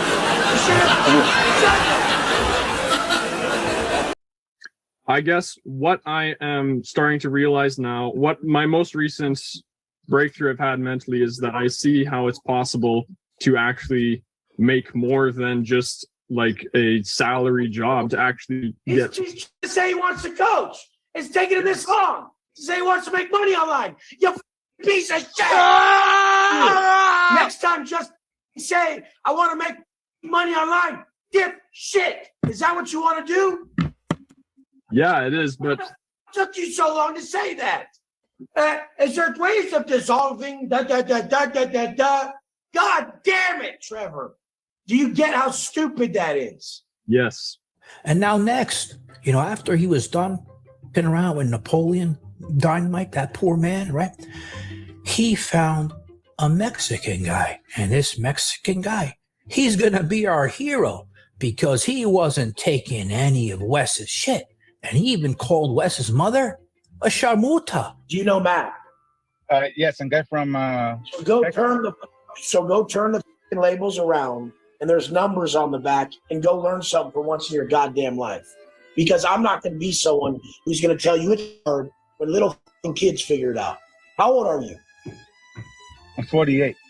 Figure it the out, or get the off my program. It's not. No. I'm not going to leave because I'm paying. So shut the up real quick. Shut up. Shut the I'll get you right now. Shut up. Listen, motherfucker. Hey, you're 48. You're acting like a pussy. I don't know how to figure out macros. Go figure it out. Your ass up. you think this is? Wasting our time. I hit you so hard. Wasting my I hit time. the floor 4 times. For this reason. I'm telling you for this reason to help me out. I reached out to you to help me out. You know I've smacked the shit out of you in person. Shut up. Hey, he's getting canceled. This pussy is getting canceled. You're getting canceled for fucking over you. Shut up. Shut your mouth. You're 48. Get it done, you idiot. Turn the goddamn label around and read it. If you don't know, I understand that part. I understand that part. Countdown, you fucking bitch. Get it done. There's no way, man. Okay, he's gonna start special. There's no way. Like you I'm just chilling, I'm 48. I'm in my 40s. Shout out to me. I'm 43, but I'm trying to get some advice from you. I think you got motion, and you sitting here yelling at me. You know what I'm saying? You need some negative reinforcement sometimes, but I'm cool. This is what people do when they're so stupid they can't figure shit out. Look at removed, canceled, done. So now you guys see, the service this asshole was providing to people, and we're all sitting back, right? Especially now saying, hey, how did this asshole make all this money given this service? And we're going to go take it back a little bit to look at his disposition. I said it right, in the civil case, because in that case, he told the lawyer, Todd, you guys remember Todd? Well, he claimed he had over 12,000 paying members a month. I couldn't believe this shit. So when I saw that number, I was like, man, this piece of shit making all this money, doing all this shit to people like you saw it. I mean, was he exaggerating these numbers, or was there more to the story? In order to find out all this shit, like I said to you guys, I spoke to people in his inner circle, his right-hand men, not the ones that do those things. And they told me everything that he was doing. And listen, we all know, the service he provided, so many people quit. He never gave them refunds. We all knew about that. But what he's doing with this shit was some shit I never could believe. The money that he was getting paid every month, it wasn't all kosher, because he found creative ways to get most of these people to pay him. And he told me that the reason why his membership numbers are so high was because of the amount of people that never even noticed they're still getting charged, and they didn't even remember to cancel. Because think about it, a lot of these people signed up for that $47 a month plan, and they never even noticed it was still in their credit card statements. Think about it. How many times do you look at your credit card statement and not even look through every charge? Some people don't notice this shit. Now, this is the account that Wes Wasson used for his company. And all the money from all these signups would come into this account. And from here, he would disperse it in crypto, BlackRock, other investments, and of course cash, because we see him how he loves to spend all this cash on his shamuta behavior. But this is also where shit starts to get dirty, and he starts his criminal-like behavior. Well, some people are not going to be happy with the service, obviously, because we saw how he treats them like a piece of shit. So they want to cancel, and they reach out thinking they canceled. But instead of him canceling their membership, he keeps on renewing it without their permission, even after they told him to stop. I realized right away I was on the 3-month program, and every time it would expire, he would keep renewing the membership, and I would reach out to him, and he would say that the company he had the app set up through was fucking up and not canceling the membership. All bullshit. I got fucked for $1,500 total by this guy. Lesson learned. And then I told him, yeah, he did that to a lot of people, but most people didn't notice it and still don't notice it till today. So think about it. Just like the people who forgot to cancel because they never noticed the charges on their statement, think about how many other assholes never even saw it was canceled. He's making money on people who never checked their shit. Now, this is where it gets really bad, and this asshole starts doing the most immoral, unethical shit that even Wes Wasson is capable of. And I have to say, this is alleged to protect myself, but his people, his close ones, they told me he was up to this. They told me he started putting in charges on credit cards from clients from the past. Some other intel. He's got a gun in the house, and he's been banging credit cards from old clients. Then I told him, he's using their credit card numbers? No way. And then he says, he's been charging old clients' cards. How do you think he's paying for all this shit? But I'm sitting there and I'm thinking, you know, how could these people not notice this shit, right? But now finding this new piece of information out from somebody else, it explains it all. And this piece of shit, he got really creative even more than before. When a charge is put in a payment processor, there's a field called a descriptor. And in that field, you can write whatever you want for the charge. So instead of it saying Wes Wasson fit like it should, he made it say Macy's, Costco, Walmart, whatever the hell he wanted. So these people are sitting there thinking these are real charges on their cards when it's actually Peggy on his computer changing the description so they won't ever know it's coming from him. What kind of an asshole is that? Now, some people did end up catching this behavior and reporting it to their credit card companies. And I was told that when that happened, the payment processors got rid of Peggy, but then he ended up going and finding another one. So now you guys see all the creative, scammy, fraudulent ways that a once criminal, always a criminal was up to in order to funnel as much cash as he could from good, innocent people looking for help. And I was told by those same people that this behavior was the most towards the end before his arrest, because you guys remember something, all right?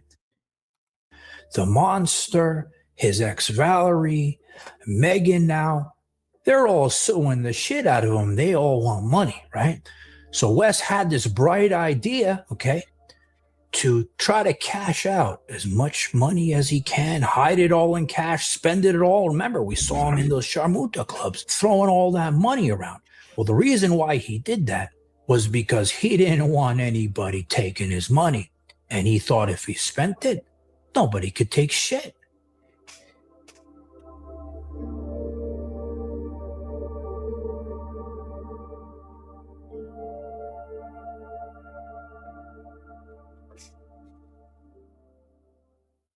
And babe, you know this new studio move?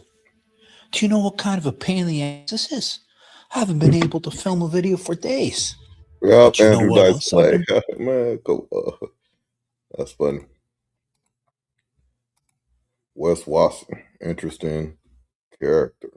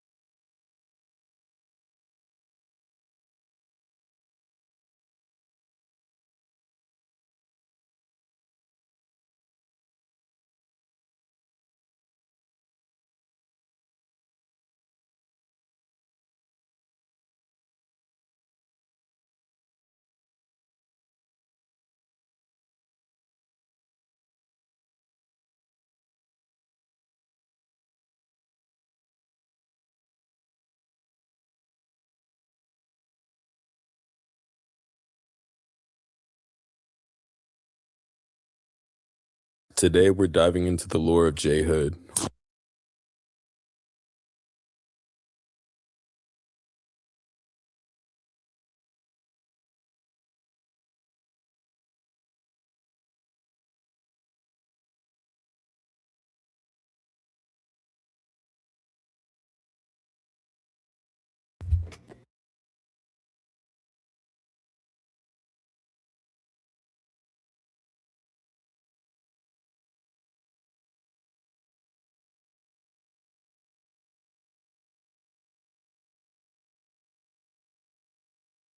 Today, we're diving into the lore of J Hood, where he's from, what he's been through, how he came into the public eye, why he's beefing with half the No Jumper universe, and whether there are deeper motives, agendas behind some moves he's making today.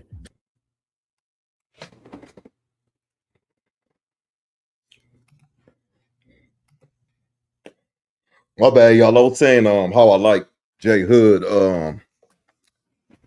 Sorry, not Jay Hood. The video was about Jay Hood. What I'm saying is I like his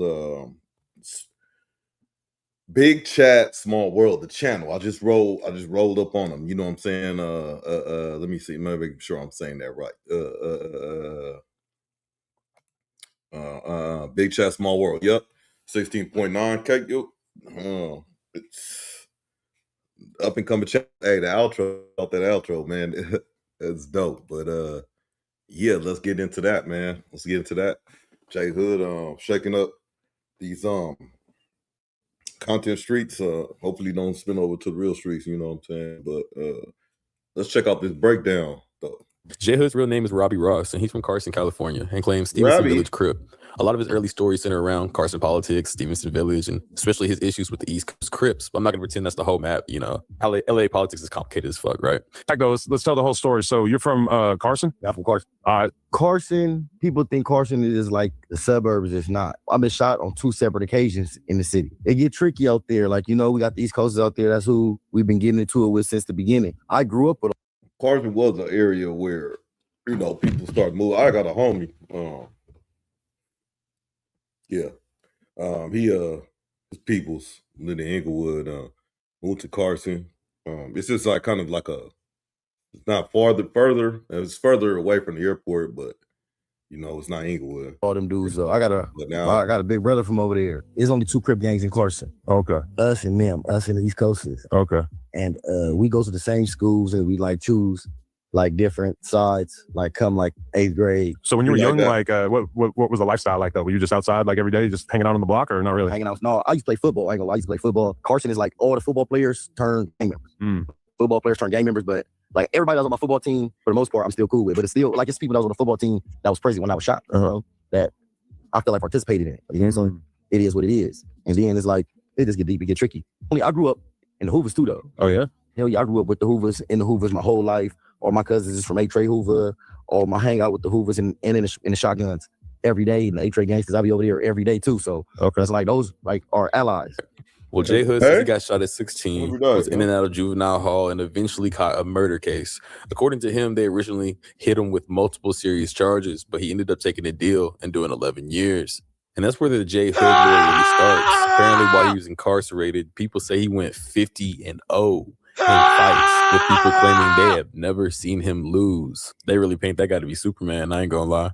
Whether y'all believe all that is up to you. But a lot of the conversation around Jay Hood eventually turned into arguments about where he was actually housed while incarcerated. Some people said he was PC, some people said 50-50 yards, some people said SNY yards, which y'all didn't know, those yards are often looked down upon by gang members and often result into DPs from their communities. And once people started questioning what yard Jay Hood spent his time at, the conversation stopped being about his reputation as a fighter and started becoming a debate about his credibility altogether. The No Jumper Beefs explained.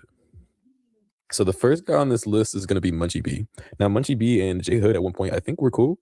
But whenever Munchie B heard about what yard that Jay Hood was staying in, he lost all respect for him. Listen to Munchie B talk about it when he was back on Fig. You and Jay Hood now get into it. I'm getting it. The Jay Hood shit came from the same post because I guess because I allowed Tony Munchie to go in there and say something about him being with house where he housed at. So he was upset about that. You know what I'm saying? So I mean, I seen his last post. He was upset. He was upset with you because he was like, "Nigga, we been in school together. We did this together. You already know me. You know what's happening. Well, whatever the fuck y'all said about county." No. He said he knows some mutual people. He said he know Lil Munchie. He been in county. He know Tony Munchie been in county jail. He even said the homie baby dot name, but that didn't have nothing to do with me, bro. Yeah. I don't. If you know them niggas, I know. I heard good things in the past. You know what I'm saying? You was about to ask a lot of people, but once you go over there, you're not good no more. All that shit don't even matter. Like where he housed at, it's men with boob, it's snitches, pedophiles, pedophiles, dropouts. So I believe what Munchie's explaining is protective custody. And I think protective custody is just a general term, and SNY is a more specific term. I think PC and SNY are the same thing, right? SNY is just more California-specific terminology. But it's highly looked down upon for gang members to go PC. They're supposed to be with like the general population. But after these rumors are going... It's trippy, man. On this topic, it's kind of crazy because I don't intend to go to jail, nor have I been to jail. Like to do a stretch like that, you know what I'm saying? It's been locked up or whatever, but arrested but to do a stretch like that, no. And you got these yards he mixed up. They did that intentionally, by the way. But that's another situation. That's another conversation situation. But with that being said, I'm 44. Somebody 44 like me trying to get home to their family. You know, you already in the lowest, dirtiest condition. I'm not saying to go squabble with the low lives, these low, scum of the earth type people, drop out, all kind of stuff. But you there to do your time, come back home to your family. Sometimes you have to put that in your head. I'm not saying what to do, but sometimes you got to put that in your head. You know, crazy about J Hood being PC. J Hood decides to respond from jail. Munchie, come on, baby. You really know me, dog. I can't believe you said that. Munchie B is blind. Munchie B was blind. He don't like the bad thing he saw was Shady Blue and them knocking him out, put peanut butter on his booty. Here enters another No Jumper member, a very certified guy in the streets who goes by the name of Aunt Hefe. Now, Aunt Hefe is part of A-Tray. I don't know if you guys remember, but at the beginning, J Hood says his gang and A-Tray are real cool. I hang out with the Hoovers and the Shotguns every day. And A-Tray gangs, I'll be over here every day too. So after Aunt Hefe heard about the situation between J Hood and the Munchies, he took to his own platform and brought on J Hood's friend and fellow gang member, J Mac, where J Mac tells his side about where exactly J Hood is staying, like what yard he's in, and much, much, much more. Check this out. As far as Munchie B online with Tiny Munchie B, and my name coming up, and J Hood name that came up, you know what I'm saying, during that conversation between Big Munchie and Tiny Munchie B. And Tiny Munchie was basically like, let Ant know that J Hood is on the S&Y yard. Now, do I know if he's on the S&Y yard? You know what I'm saying? You don't know. How you don't know? This your boy, shit. He call your phone. How you don't know if he's on the S&Y yard? Now, I mean, I don't know if he's on the S&Y yard. From my understanding, he's on the EOP yard. Oh. Yeah, because people, because EOP and S&Y, them two different yards. Them two different yards. Now, there's not necessarily a beef with J Hood and Aunt Hefe at this time. But as we move forward, this will all make sense in a little bit. And the Munchie B beef will also reignite around the same time. Next, we have Crip Mac. So 8 days after J Hood got out of jail, he got a No Jumper interview. Of course, you know Adam loves to be messy. And Adam decides to bring up Crip Mac to J Hood, in which J Hood says Crip Mac lost every single fight in county jail. Obviously, Crip Mac didn't like this, right? But whenever Crip Mac had a sit-down interview with Adam, of course, they brought up J Hood. And what does Adam decide to do? He decides to call J Hood. He decides to FaceTime him. But it just so happened that J Hood was at the time of the FaceTime. And Crip Mac, he has Hoover Killer on his face. He hates Hoovers. Let's see how this plays out. Check it out. Nah, I push it down. Never that. What about J Hood? How you feel about him? I don't know Snoop Cud is, but Cud talk like Cud extra hard, this and that. I heard Cud was on protected custody yards, some old shit. I don't know Snoop Cud is telling me because Cud talk Cud knew me. I never met you a day in my life, nigga. On white Crip, on all my dead homeboys. Your boy and shit. I get 5 minutes, Cud, on white Crip. I've been hearing about Cud when I was in the federal prison a year ago. Okay, man, he's a guy. I never met Cud a day in my life, nigga. He's from Carson. I never met Cud a day in my life. Hopefully he's not busy right now. Damn, I look like shit. What up, Hood? Don't call Cud Hood, nigga. You ain't Hood, nigga. That's only neighborhood Crip shit. All right, Cud, make good. I was trying to cause peace. Make good. That's good. I want you guys to do a podcast together. No blood. Oh, well, make good Crip. You can respect this Crip. I've been tripping still years now. That's why I let it go, gentlemen. They didn't even tell me nothing. Make good. Hey, how old are you? I'm 30 years old, nigga. I've been from the hood 15 years old. I've been from the hood 15 years old. How you 33 years old and disrespect my beat you? All right, kid. Make good. Make good. I didn't know it was going to go like that. I thought I was going to be able to cause peace with y'all. I'm stupid. You know damn well you wasn't trying to bring no peace. Make good. He's super animated. No, I'm fighting real. Kill on my dead homeboys, Why you nigga. doing this? Why you just dissing everybody game, bro? Because that's who I am. I don't give a f***, bro. It ain't suspect. So suspect. I'm gonna have suspect beat your ass. Suspect. Whoever want to fight, Cud, they gonna get it. Go this nigga. That's easy. No, go this nigga. This nigga Crip Mac. He gonna beat your ass. Damn, he gonna beat your ass. He gonna beat your ass, bro. All right, bitch. Killer destruction, nigga. Remember that. Beat your ass. Hey, all right, we gonna get in the ring. bitch. That's your killer destruction. God damn it. Get your ass up out of here. Yo, much love. All right, now here enters Sweaty Face, because Sweaty Face is actually allies with Crip Mac. So whenever he saw the situation with Crip Mac, he decides to cover it, because what happens is J Hood decides to go on his platform and talk about the phone call he had with Crip Mac, just calling it disrespectful and all these things. But Spotty Face has his own narrative about the phone call and how he feels about the whole situation between him and Crip Mac. Check it out. So yesterday, I'm in the 80s. I'm in the Hoovers, you feel me, with homies from Hoover. And I get a FaceTime. It's Adam 22. I answer the phone. What up, Adam? As soon as I get on the phone, this dude, Crip Mac jumps on the phone. Disrespectful. No, gosh, you ain't Hood on the FLO General. I'm like, what? What are you talking about? Nigga, 55th Street, you bitch ass. And then start dissing. You, I'm the HK Destruction. The homies from Hoover all looking at me because, you know, his FaceTime is on speaker. I'm like, no, cuz I didn't know this nigga was gonna call. First of all, that's crazy. Like, how ironic you and the Hoovers in Crip Mac call. That's kind of crazy, and it had to be awkward. But every time I don't watch a couple of, not all of them, I watch a couple of J Hood videos, and he always like, I don't want to say necessarily pay homage to the Hoovers, but he always let it be known that, you know, he I guess he got a lot of compadres over there in the Hoovers, you know what I'm saying? So he's speaking about that openly. Yeah, it's kind of dangerous. You know, I know you mess with them and all that, but one thing J Hood gotta understand as well is, you know, when you align yourself with certain people and you associate with certain people, you know, you take on their beefs and you inherit their problems. Don't be so disrespect. He get irritated. Everybody get irritated. This nigga Crip Mac get extremely disrespectful. And I'm like, he just the trade. He just did all type of like child. He was just as a child. He ain't nobody. You know, I have to disagree with that. Crip Mac is definitely somebody. Crip Mac is definitely somebody. Whether you want to accept that, whatever you want to, you know, the narrative you might paint or whatever the case, Crip Mac is definitely somebody on the streets and in his youth through space. I say this respectfully. If you put J Hood alongside Crip Mac and tell him to walk down the street, I guarantee you somebody will recognize Crip Mac before they recognize J Hood. And that's respectfully, you know what I'm saying? But Crip Mac is he viral, he been viral. He's, you know, he's definitely an internet presence. So I wouldn't say that he's nobody, you know what I'm saying? Because he's kind of a big deal on the internet, whether J Hood want to recognize it or acknowledge it or not. But you know, he's definitely a big deal on the internet. You know, also in his hood as well. You know what I mean? So I won't call him nobody. and I know he's all a gimmick, but that's really how he act around his homies. But that's not really him. That's not Crip Mac. I know he's doing it for content because he really a buster. To be honest, like that's buster shit. Because he's 33 years old. He told me, I'm 30 trap. I don't agree with the busted part. You know what I'm saying? Shout out to Crip Mac. You know, that's the homie. You know what I'm saying? Everybody got their own personal opinion. Just saying like, yeah, I don't agree with the busted part at all. I don't know where you got that from. You said you would fight me. You said you would give me a fade, but I feel like I'll be picking on the weak if I fight you. So you definitely wouldn't be picking on the weak because I don't think Crip Mac weak at all, and I think he'll catch that with you, J Hood. All right, we're gonna probably get to the meat and potatoes. So Adam started bringing J Hood onto the No Jumper show after Aunt Hefe got arrested. He thought he needed a new member, and for some reason, he picked the guy that Munchie B, Spody Face, and Crip Mac all had problems with, right? Well, I mean, we'd seen Munchie B, you know, talks about where J Hood was staying at in prison, you know, what yard he was staying at in prison. They had that little thing going on. Spody Face was vouching for C-Mac whenever C-Mac was going crazy on J Hood and the Hoovers. So Spody Face even vouching for Crip Mac. I can see how, you know, J Hood probably watched that video and doesn't see Spody Face in the greatest light, right? And another No Jumper member, Aunt Hefe, while he's in prison, ends up having his own problem with J Hood. Let's get into it right now. So the kid on the left, his name's Flock 2-Ball. He apparently like really fucked with Aunt Hefe. He hates that he's in prison. So he's just pretty much like free Aunt Hefe. I don't like how they're spending these narratives on him. And homeboy J Hood's like, hey, I just feel like, and nobody should speak on his business because it's A-Trade gangster business. Like, that doesn't involve any of us. And after that, things start to unfold a little bit more. How much y'all watch the clip and see it for yourself? All right, this is how I feel about that. That's A-Trade gangster business. Yeah. And I don't feel like nobody should have been reporting that because people saying it's a DP, that make it premeditated. Mm-hmm.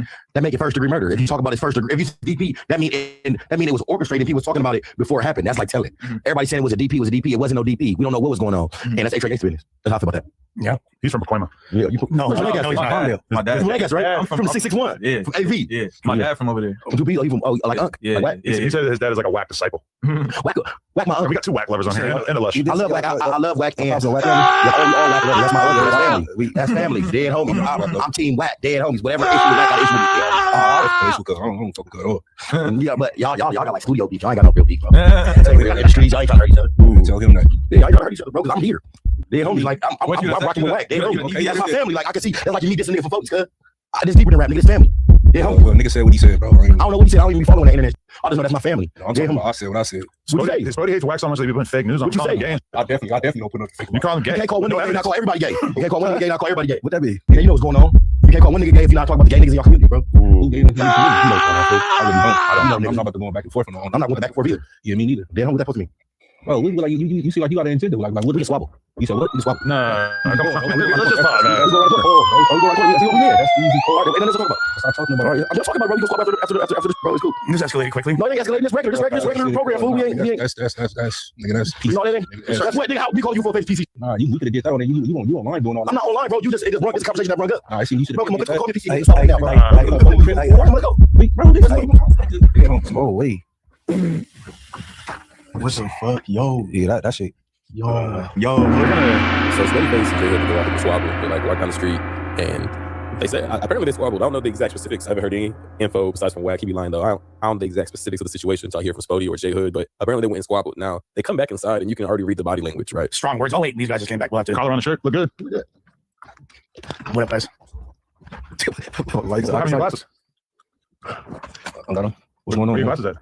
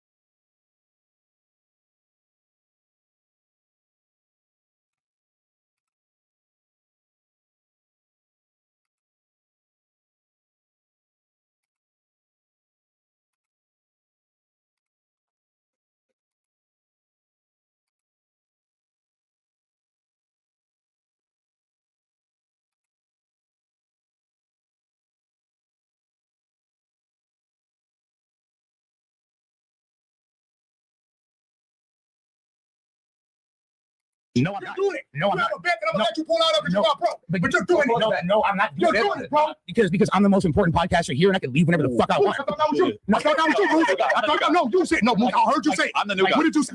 He's my OG. No. You said what? You said you were the what? Podcaster here. I think I'm the best new guy for sure. But Lush is my OG. The best new guy. Why would you? So we have Lush 1 on the No Jumper News. The title of this is Lush crashes out after WACK jokes about germ. So they already had some type of back and forth. I think it was more of a game of phone tag the first time, where WACK says he has a homeboy or something that he knows for a fact cracked germ during their relationship. I think I could be wrong about that part. It's either during or shortly after. So kind of like insinuating that germ been cheating, you know. So interesting allegations being brought up by Jack 100, and you know Lush his temperament is all over the place all the time. So you know when it's a topic near and dear to his heart, like his girlfriend of several years, who he's fresh off the breakup with, kind of says that they're not even really broken up. Some people say they still hang out, and who knows what they got going on. They're just choosing to be more private, but now it's content. so it's like, okay, so you're supposed to be keeping the relationship out of the public eye, but now we got multiple pieces of content in the last 7 days ever since they said they're gonna be private shit. I guess that plan has failed. Well, let's see what WACK had to say to Lush face to face right after one couples therapy episode, which is the Adam and WACK show. Then he goes into be couple therapy for Lush and Germ. Except for he's a diabolical therapist because he's out here letting you know that your chick is going. Telling me to pull a Munchie Spody face on us, bro. Is that what I said? You said you can leave anytime. I could walk out of the conversation anytime I want. No, you're coming. When fools are playing with a joint. Like when fools are playing with a joint. Joints is there to get smoked. We're gonna burn this down. Stay tuned, Prince and Germ. Oh, Burning that joint down. Hey, Prince and Germ. So this Prince guy, he's one of the Clubhouse people. I remember about a year ago, I did a video covering some Clubhouse drama.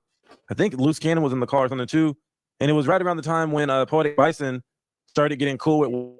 And before everybody joined the call, it was just this Prince guy, the Bison, and like maybe one other person were in the call first. And I remember seeing him as just like he wasn't really talking that much. It was Bison and someone else who were doing most of the talking, but this Prince guy was there. So he's one of WACK's Clubhouse demons, all right? Yeah, just cooking right now. I say he got it. Don't never bet. They show it to me. Show it to Bro. I can see the look in her face. I can just see. Gotta read. You gotta read. It's not good, Lush. It's not good. It's a lot of claims, I'd say. There's claims in there. We can't do this to my nigga. No, not you, but the guy in the text messages are. But we can't do this to my nigga Lush, bro. Lush, hey, bro, listen, we can. There's some proof in there. You and Adam, y'all can go hang out now, bro. His wife filed divorce on him. Yeah. Germ around on you. All right, no, here's what we're doing. Here's what we're doing. Lush damn near about to bring the 22 out of his man purse. He damn near. There's no proof in those. Back on. Now you're not on camera. No, I'll say where the I want. Yeah, do I'll say where the I want. Let him land. Let him land. This is gay. I don't give a what my whole ass ex did. And the fact that weird opportunist people trying to like sleaze on into the situation, suck my. I 2 strippers yesterday. Another stripper last. What? Excuse me, sir? You did what now? You knocked down 2 strippers. So now Lush is moving like he's in GTA 5. You know, when you pick up the little stripper girlfriend and then you got to drop her back off in the hood and shit? Lush living crazy.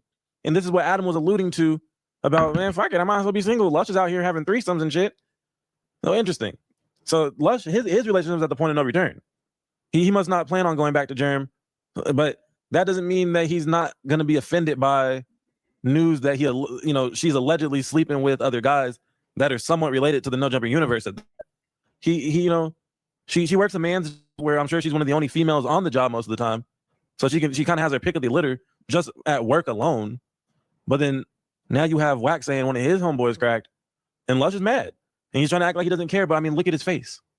Look at him. That looks like someone who cares. The breakup is still pretty fresh. And then, but you know what's crazy is we now know that Adam 22 and Lena, that wasn't real. Now, to some degree, I want to possibly believe, let's just say for the sake of this discussion, that for about 12 hours, Adam thought that the news was real and that he found out that he was getting divorced at TMZ headline, right? What? Now, it's supposedly a fan, a stalker or something that filed the shit. The troll kind of failed, but it kind of worked because it damn near pretty much got Adam to reveal his true colors in the relationship to where he said celebrated that he was single and it was WACK told a story on the Adam WACK show that most people will see on Sunday. He told a story about Adam having some woman that looked like she just got cracked was just posted up in his office under a blanket, just casually, out here slinging meat. So maybe he believed the story, couldn't get into contact with Lena, and actually did cheat. But it doesn't seem, the troll might have at the very least caused an argument. And he's like, motherfucker, I didn't file for a divorce. Oh, well, I thought you did, so I'm already out here in these streets, bitch. Last weekend, you think I give a about that nasty wash up chopping twat? She lucky I don't go home and hook him in your late kick. Both those cats. Oh. Hey, my nigga did the mic drop. Nigga. Yeah, that's enough. Yeah. He broke the joint. Well, lucky for Lush, those mics have been on discount recently. No. Bro, dusted this dog. Look. No, give me this. Hey. So now he's outside yelling. You can hear him yelling in the lobby if you have on headphones. Oh my Damn, god. he did get a reaction. This WACK strikes again. Somebody go check on Lush because he might crash out there too. I feel like you gotta know. Really bro. You gotta know when WACK's trying to get. Somebody go check on Lush. Shut your ass up. Telling people what to do. The fuck? You're not the manager. And what are they supposed to do? Lush ain't fighting nobody. Lush is not in physical condition to run a fade. So if Lush is having any type of confrontation beyond words, you're basically you want someone to go out there and jump in front of the bullet on WACK's behalf? Let them grown men figure it out how they want to figure it out. Fuck is you talking about? 911 on speed dial? He's letting what? We had a news episode. This shit turned into something else. This is like the time Brandon suspect. No, bad now. I'm gonna fix that later. Lush is gonna feel real stupid when he has to buy that microphone. Yeah. Bro, that was not worth it. Why would he bet Lush on is it? literally just trying to bait him. Well, because I still don't think it's true. The guy's just claiming that that's true and that's what's happening, but there's no proof in there. The guy is dead. Well, real quick, I'm gonna pat myself on the back because a year ago I said that Jerm was cheating on Lush when he first started doing his streams from his house. Okay, remember he tried to do music streams. He still does sometimes, but he's seen the success of Plaque Boy Max in his music creation streams and try to replicate that. Except for on his, Kenny makes the beats on the stream too, instead of having beat packs ready to go. So for people that don't want to hear a beat on loop while someone's writing for an hour and a half, the streams can kind of be a little boring. But they have their moments. He's at home, he's very comfy, and he be crashing out. Crashes out on the fans, crashes out on everybody. And in one of those streams, he just got done crashing out on a viewer where he told them they can meet him outside at the gas station or some shit, and he's gonna noodle them. Oh, fucking noodle you, blah blah blah. Like that's his thing. He argues with his chat randomly, and then threatens the life and safety of his viewers. And then when Big Jerm came home in a high visibility construction vest, and she pressed him and laughed at the idea of him being violent when the chat snitched on him to Jerm. They're like, Jerm, he was giving out the address trying to fight fans. Someone said that in the live stream chat, and Jerm pressed him for giving out the address. She's like, you gave out the address, fool? And he's like, no, I didn't do that. They're lying, Jerm. He went from being on level 10 to calming all the way the fuck down to -10, right? And she tried to pop it one more time while Jerm was there now, and she laughed at him trying to act like he was tough to the chat, publicly embarrassed him. What also seemingly embarrassed him was her coming home in that vest, because before then we didn't know their relationship dynamic. We didn't know if she works and all that stuff. Now we know, of course. He went on that show about being sober while high as a kite, and said, "Oh yeah, Jerm does Paisa work, dog." The thing, the point and shoot video that he covered that instance, and then this whole downward spiral begun. Like it was already spiraling, but that didn't help, right? So all that takes place, and we now know exactly what Jerm does for work. But the original reveal of she does some type of manual labor was back then when he first started doing his music streams, all right? And I'm saying all this because the tough guy act. When you act tough in front of your lady and she laughs at you and says, "Sit your bitch ass down," that's a crazy look. And he the energy shift was notable. Everybody noticed it. All right, I made a video on it back then, but in that live stream, the chat was noticing too. Like, oh, look at him, he's not yelling anymore and stuff. As soon as she came home, all right. And that video though, they have this friend who I believe was also at a more recent live stream, one of the No Jumper live streams.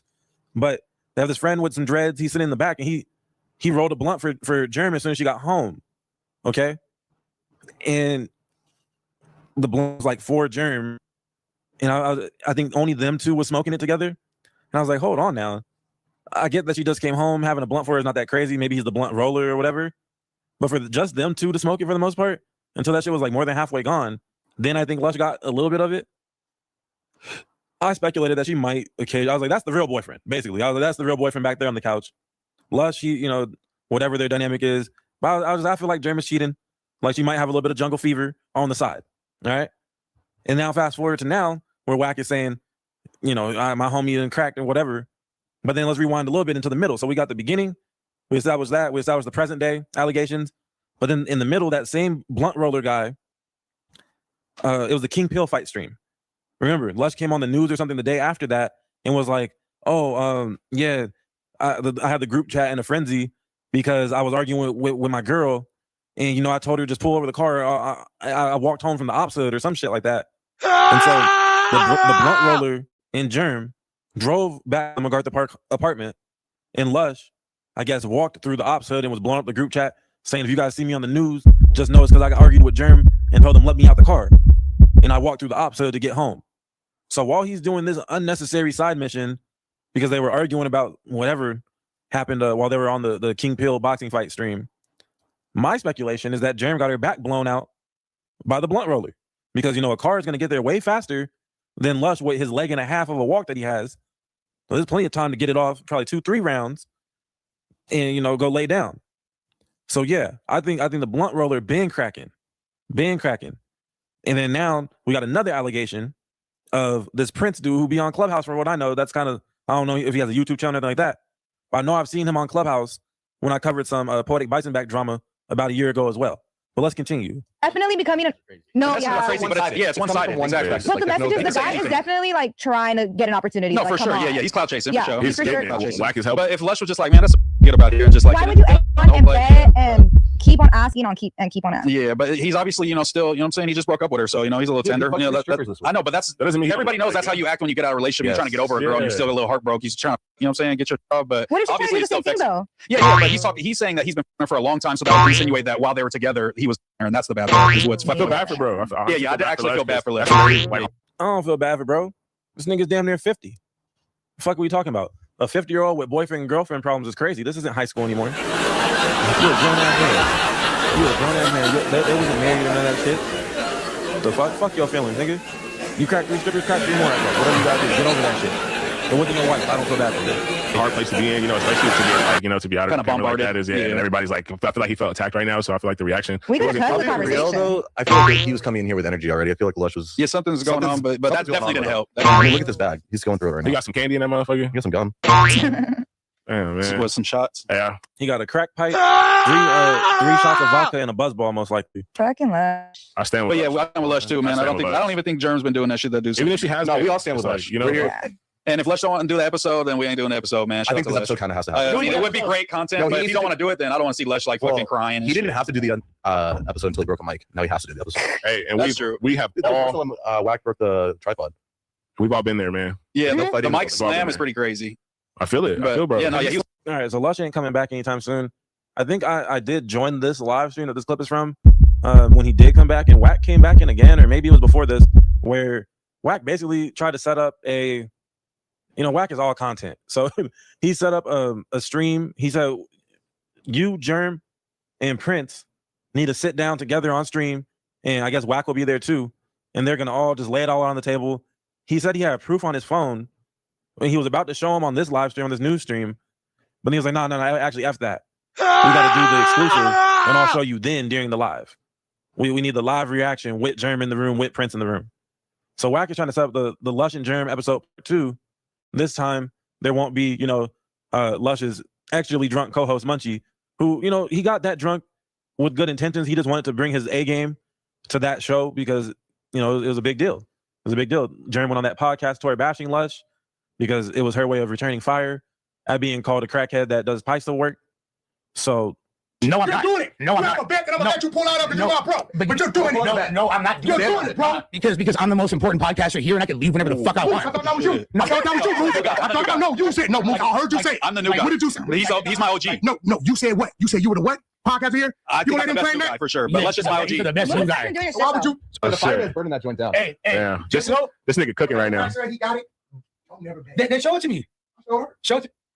Bro, I can see the look in her face. I can just see. You gotta read. It's not good, Lush. It's not good. It's a lot of claims, I'd say. There's claims in there. We can't do this to my nigga. No, not you, but the guy in the text messages are.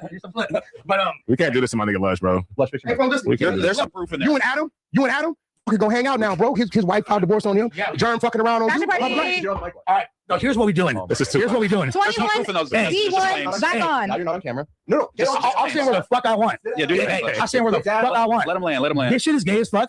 I don't give a fuck what my whole ass ex bitch did.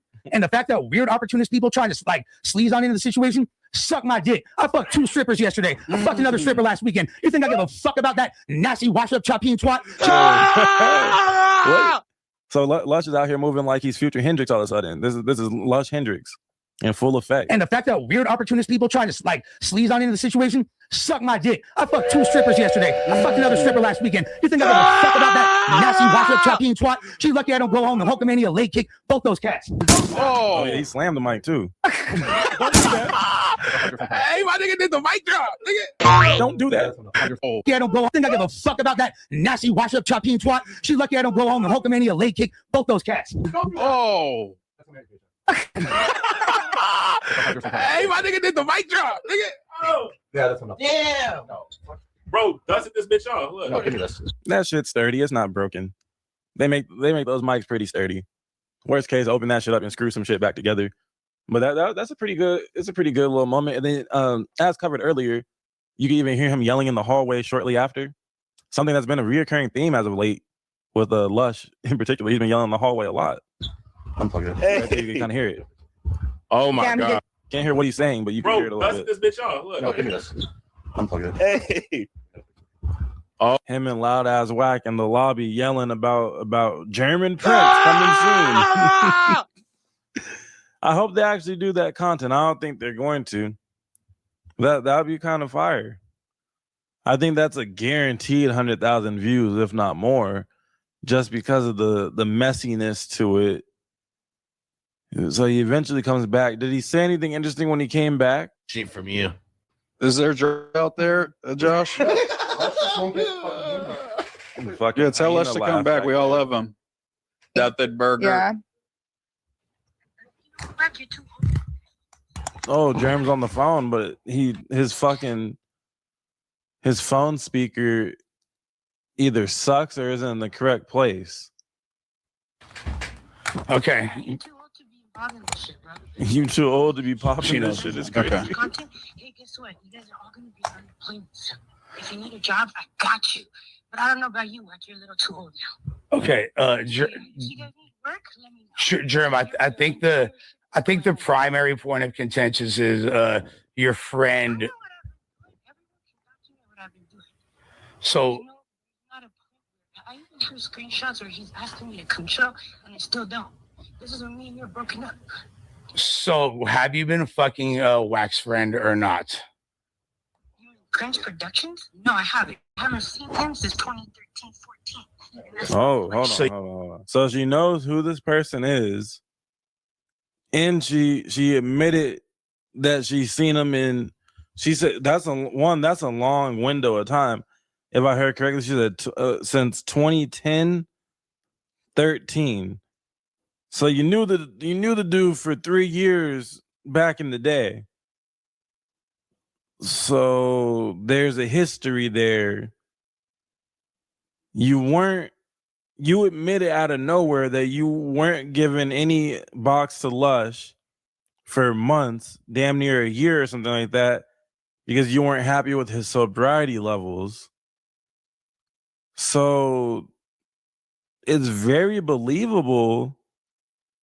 It's very, very, very believable that you would have stepped out at some point.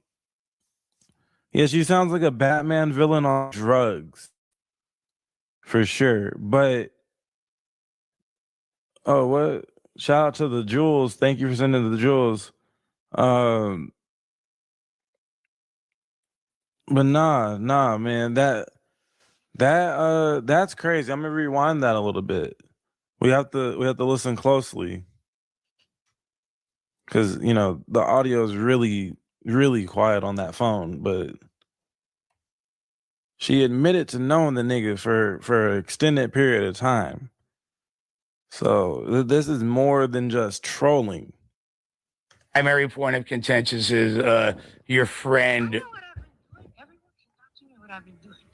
So I even drew screenshots where he's asking me to come show, and I still don't.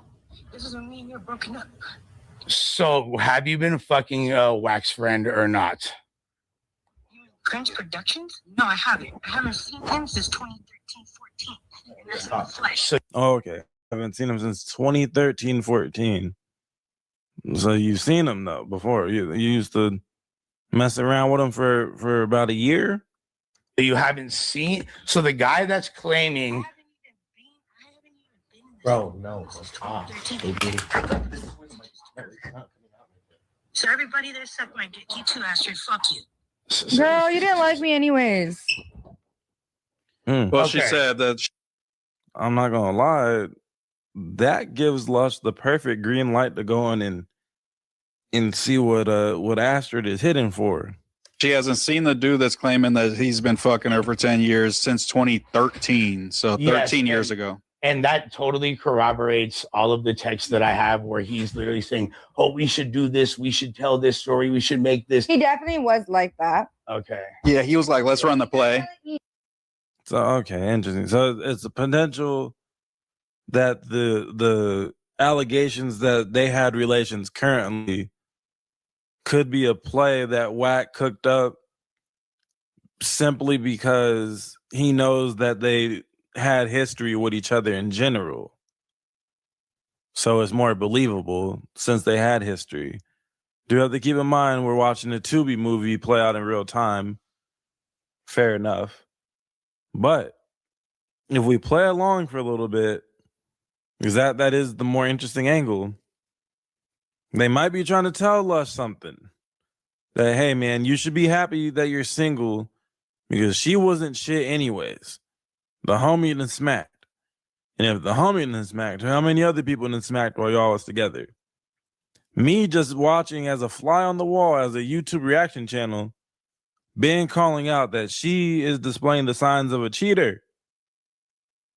You walked home after the King Pill fight and she was driven home by your homeboy. She most likely did something with your homeboy, in my opinion. He definitely was saying like, I'm ready to run the play. Nobody believes this other than you, like going and looking for more validation of it. Like no one believes WACK. Well, okay. That's But no, it's good to disprove it. That's cool and all. But if it wasn't disproven, then everybody would believe it. They'd run with it for sure, for fun. They're going to run with it regardless. I mean, how are you going to disprove that? She just said that it was literally just disproven. Like, what's? Oh, she just said the person being accused of cheating's word doesn't prove or disprove anything. What are we talking? Like, what? Are you dumb? Like this unless she's lying. That's he say, she say. But this is a person that doesn't even live in the same city. She hasn't even been in the same like area code as this person. And right. Overly explaining. So not only is she overly explaining, how come she knew exactly who he was talking about? I'm assuming that maybe they say, hey, in the text, like, oh, WACK is saying that you cracked his homie Prince. How did she know? Oh, Prince Productions? Because like you already knew right off the rip that, and just that you had any type of history with him. To me, I'll be cool off it. Like, hell no. That's why there's that infamous question that some people like to ask, especially when you're two entertainers, which Lush and Jerem are both in the entertainment industry, right? For a long time. So people in these scenarios like to say, hey, have you smacked anybody that I might know or might end up crossing paths with? Don't have me out here secretly looking stupid if I bring you around and this and that. She probably could have disclosed to him that back in 2013, 14, she had a little something that happened with one of WACK's homeboys. That's probably information that's useful to know. And knowing that you work in the same building as WACK and occasionally do content with him. You don't have the Lush and WACK show, but that's useful to know before, all the drama and the breakup. So you're not out here looking stupid on the live stream. In close to a decade. It literally doesn't make sense. This same dude, oddly enough, and WACK even just acknowledged it, I didn't mean to, but I fucked this dude's girlfriend back in the day when he was a producer working with Chief Keef, and he had a Persian blonde-haired bitch with big titties, and she chose up on Sosa and wound up fucking doming us both up. You feel me? And this is in 2010. Same time or different time? No, it wasn't a blow bang. I was just wondering. I was say you done ran a train on his girlfriend with Chief Keef, but no, just damn near. That's an interesting tidbit. So, for whatever reason, y'all got the same taste. But like, were you sitting on the That'd be same so couch? fire. Yeah, that would have been fire. But regardless, like, I didn't even want to bleed Germ like this again. She's moving on with her life. I hope she finds happiness with somebody else. I've moved on with my life. I want to keep it copacetic. There doesn't need to be any beef. We're still going to be friends. 5 years from now, when she's married and I'm married, I'm probably going to cheat on my wife with her at some point. You feel me? We've been. I maybe wouldn't go in with that energy, but Yeah, bro. What? Why are you just gonna premeditated cheat on your wife at Lush would be damn near 60 years old or something? Like, bro, what? Hold on, man. I want to hear that again. Bleed Germ like this again. She's moving on with her life. I hope she finds happiness with somebody else. I've moved on with my life. I want to keep it copacetic. There doesn't need to be any beef. We're still going to be friends. 5 years from now, when she's married and I'm married, I'm probably going to cheat on my wife with her at some point. You feel me? We've been. I maybe wouldn't go in with that energy, but No, I respect it. I respect what we've been doing for 20 plus years. That's like your Lil Wayne, Corinne Stevens. Yeah, pretty much. And I really don't. And it's just like every day I'm trying to get over it. And when there's people that are trying to. Hold on. So this bitch hasn't stopped dangling her feet because she got. Is this 2 different energy drinks? Why is she double fisting the energy drink? That's why you can't sit still, motherfucker. You don't need to be that geeked up. Just for the sake of content, be inflammatory when they have their own issues regarding that, which would be much more productive conversations. I think it's funny. She's shaking the couch. She about to make Josh's Bluetooth butt plug up fucking activate. All this shaking, look, is making him uncomfortable. As for the sake of content, be inflammatory when they have their own issues regarding that, which would be much more productive conversations. I think it's funny. I know. I want to see you laugh though. Let's make jokes. I mean, Let's change the tone up a little bit. No, fucking turn it into couples therapy good again. mood, but like I feel like you did not come in a good mood. Why do you care? That's a good question. Hey, you know what? I feel like I got like rhinoceros skin. If this was anybody else, people would like be like shells of their former selves. No. So yeah. Did he come in a bad mood? Let's see. He came in late, and he came in mad late. Let's see what his mood was like when he entered the room. No jumper now. Christian rap turned into him knocking duties in the no jumper restroom. He retired from the Christian rap and now he's on his, turned up shit. Yo, so I seen that they asked you about the shit the other day. Yeah. You said that people should be able to speak their mind. Yeah, but if it's How do you have a problem with people speaking their mind? On a side note, even though we're supposed to be monitoring Lush's mood, like, let's listen to how ridiculous this question is. Is this a question that's based in logic? The shit Yeah, they did. You said that people should be able to speak their mind. Yeah, but if it's disrespectful overtly, then I understand. You have a problem with people having free speech? But I just felt like that Spody wasn't the one being disrespectful. Adam was the one bringing up the disrespect. Spody was willing to just podcast, you know what I'm saying? And that sparked it up, kicked up the dust. What I'm saying is, I think square guys and street guys, we both know when we're about to be disrespectful. Okay, when you went outside, you knew you was going to whoop dude's ass. Yeah, I wasn't doing no talking. You knew that. Yeah. See what I'm saying? So what I'm saying is, you know when you're being disrespectful. So my thing was, if you're a real nigga, I respect that. Yeah. But let me put the resistance in front of you and let me see if you the same nigga. On the likes of almost If out you of the here. same nigga, I can respect Gotta respect it. But when the resistance in front of you, niggas want to quit. I don't want to come back. It's a How are we supposed to evaluate what Lush's mood was when he walked in if he walked into WACK hijacking the show? That's not going to be a valid evaluation of the vibes. It's automatically going to be weird vibes. And look how he entered. Look at the posture here. Look at the fucking energy. This is a weird vibe to walk into. At all. It's like 30 minutes or something of this. There's no telling what his mood was because he went from talking about that to talking about the young and Hefe shit, and then right into pressing Lush, saying that's why the homie fucked your bitch. What? I think he's denying that he struck the person because that's what.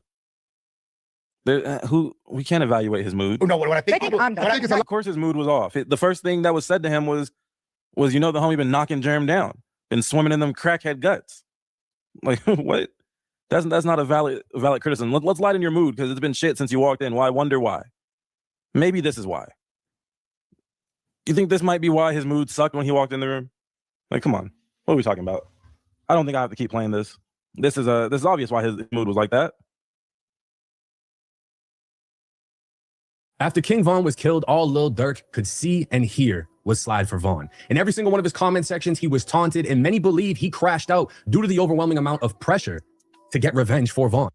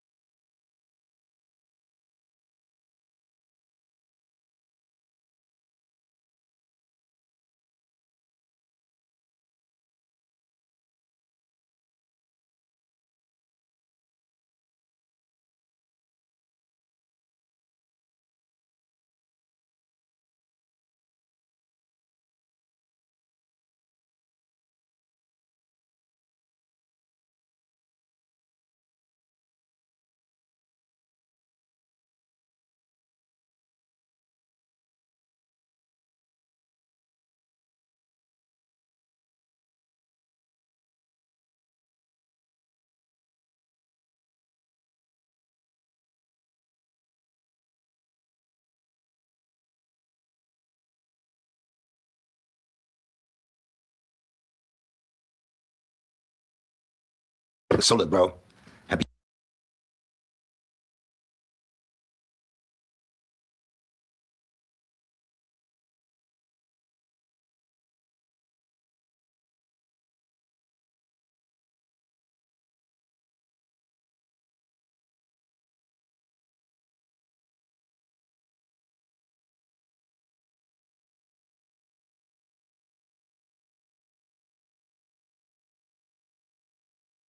So look, bro. Happy Yonde squad. Got another dope video. Snake back in rotation. This fool sent me like 13 videos, so y'all know what we on for the next 7 days. Get to the DJ Ghost channel, the Ghost to Go channel, the OG Ghost channel. You know we got a lot. Anyway, light me up. And what I mean by that, let me get 10K. And y'all don't listen. I promise y'all, when I be like, let me get 10K, I say in the beginning of the video, but I don't watch my own videos. That's weird. Like, you already recorded the video, and then you edited the video. Why you gonna watch yourself a third time, squad? Anyway, the other day I went back to the videos. I'm looking at the likes like, these old big head fools. None of the homies gave me 10K. Y'all don't even be sparring like that, bro. Like, let's keep. No, for real, let's get 10K. For this reaction. Bro, it's like, go do this one first. Don't tell me what to do. You just for my videos. Don't be telling me like. No, but here we go, squad. Hope y'all doing great. How many people live here? Great. 2 adults and 3 children. I know of. Nobody's heard or seen it from any of them, right? There's 6 people. Oh, there's 4 Have you guys heard from any of the wife or anything like that? She's trying to call. They're trying to call every day. They've been calling. Nobody answers any phones. For 4 days? Nobody's been to school. Nobody has been out of the house from the neighbors. Okay. There's 2 callers, right? I know the one that called today. I know anyway. This is the sister-in-law. This is his wife. Okay. And what's your relationship to? I'm friends. Just friends. Yeah. We got the second call. That's when it's time to do a well. I did so many of these videos, bro, to where a girl be late to work and her coworkers calling for a welfare check. I was just late to work. Why are the police at my house? But when your kid's not at school, the parents not at school, they calling the phone for 4 days. Nobody picking up. Hey, somebody get to my sister's house, squad. You call the police to get over here. Another thing about a welfare check, bro, that I never understood, and I know everybody got their own. We live different. We individuals for a reason. We are. But I never get why or how people can feel like their family members is in the house, DOA. Nobody is responding. They've been missing for 4 days. And you call the police to go check on it. My mama would have broken that house at the door just like I got to see what's going on, bro. I do. The police, they going to have to, they see me in the house when they get there, bro. I don't have that much patience to know my family members might be in here, DOA, like life gone, and I got to wait for the police. I'm in the house, bro. Y'all see me? There was a male who was naked, rocking back and forth in the garage. That was me. That was you. You observed him in the naked. What? I'm friends. Just friends. Yeah. We got the second caller saying that there was a male who was naked, rocking back and forth in the garage. That was me. That was you. Why was you naked? How did you see him in the garage? I jumped the fence through here, went around. Medical stage down the road. You guys know the dog? He's really nice. Lieutenant come here and make a decision what he wants to do at this point. It's been Saturday, Sunday, Monday. on day 4. Well, we have enough to go. And it was a He's weekend. still inside the garage. He said he saw him in the garage. Unless he's moved hands, rocking back and forth. 3 times. Can you have fire respond down our direction? Use their ladder. He's off the whole thing. He's off the whole thing. Yeah. Use your ladder to get up.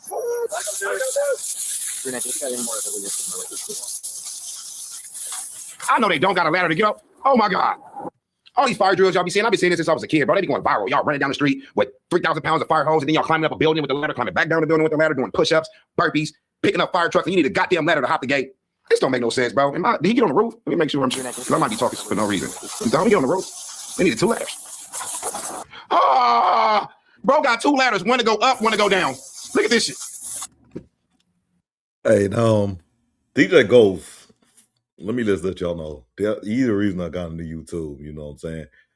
Not to, he got the best content, all that stuff. He up there. Just his grind, his story, you know what I'm saying? Yeah, just he just happened to be the one I started watching, and I was like, okay. You know what I'm saying? Shout out DJ Ghost, you know what I'm saying? Shout out.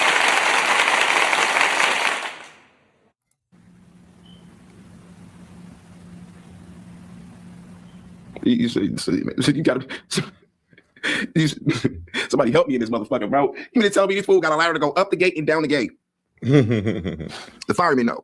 You honestly expect this from the police officers since they are like not supposed to be as agile as firemen. You go to the police academy when you're 19, 20, you retire at 60 years old, and they've been back one time. Fire department, I'm sure they got every 6 months, every year, some kind of physical they gotta go through, right?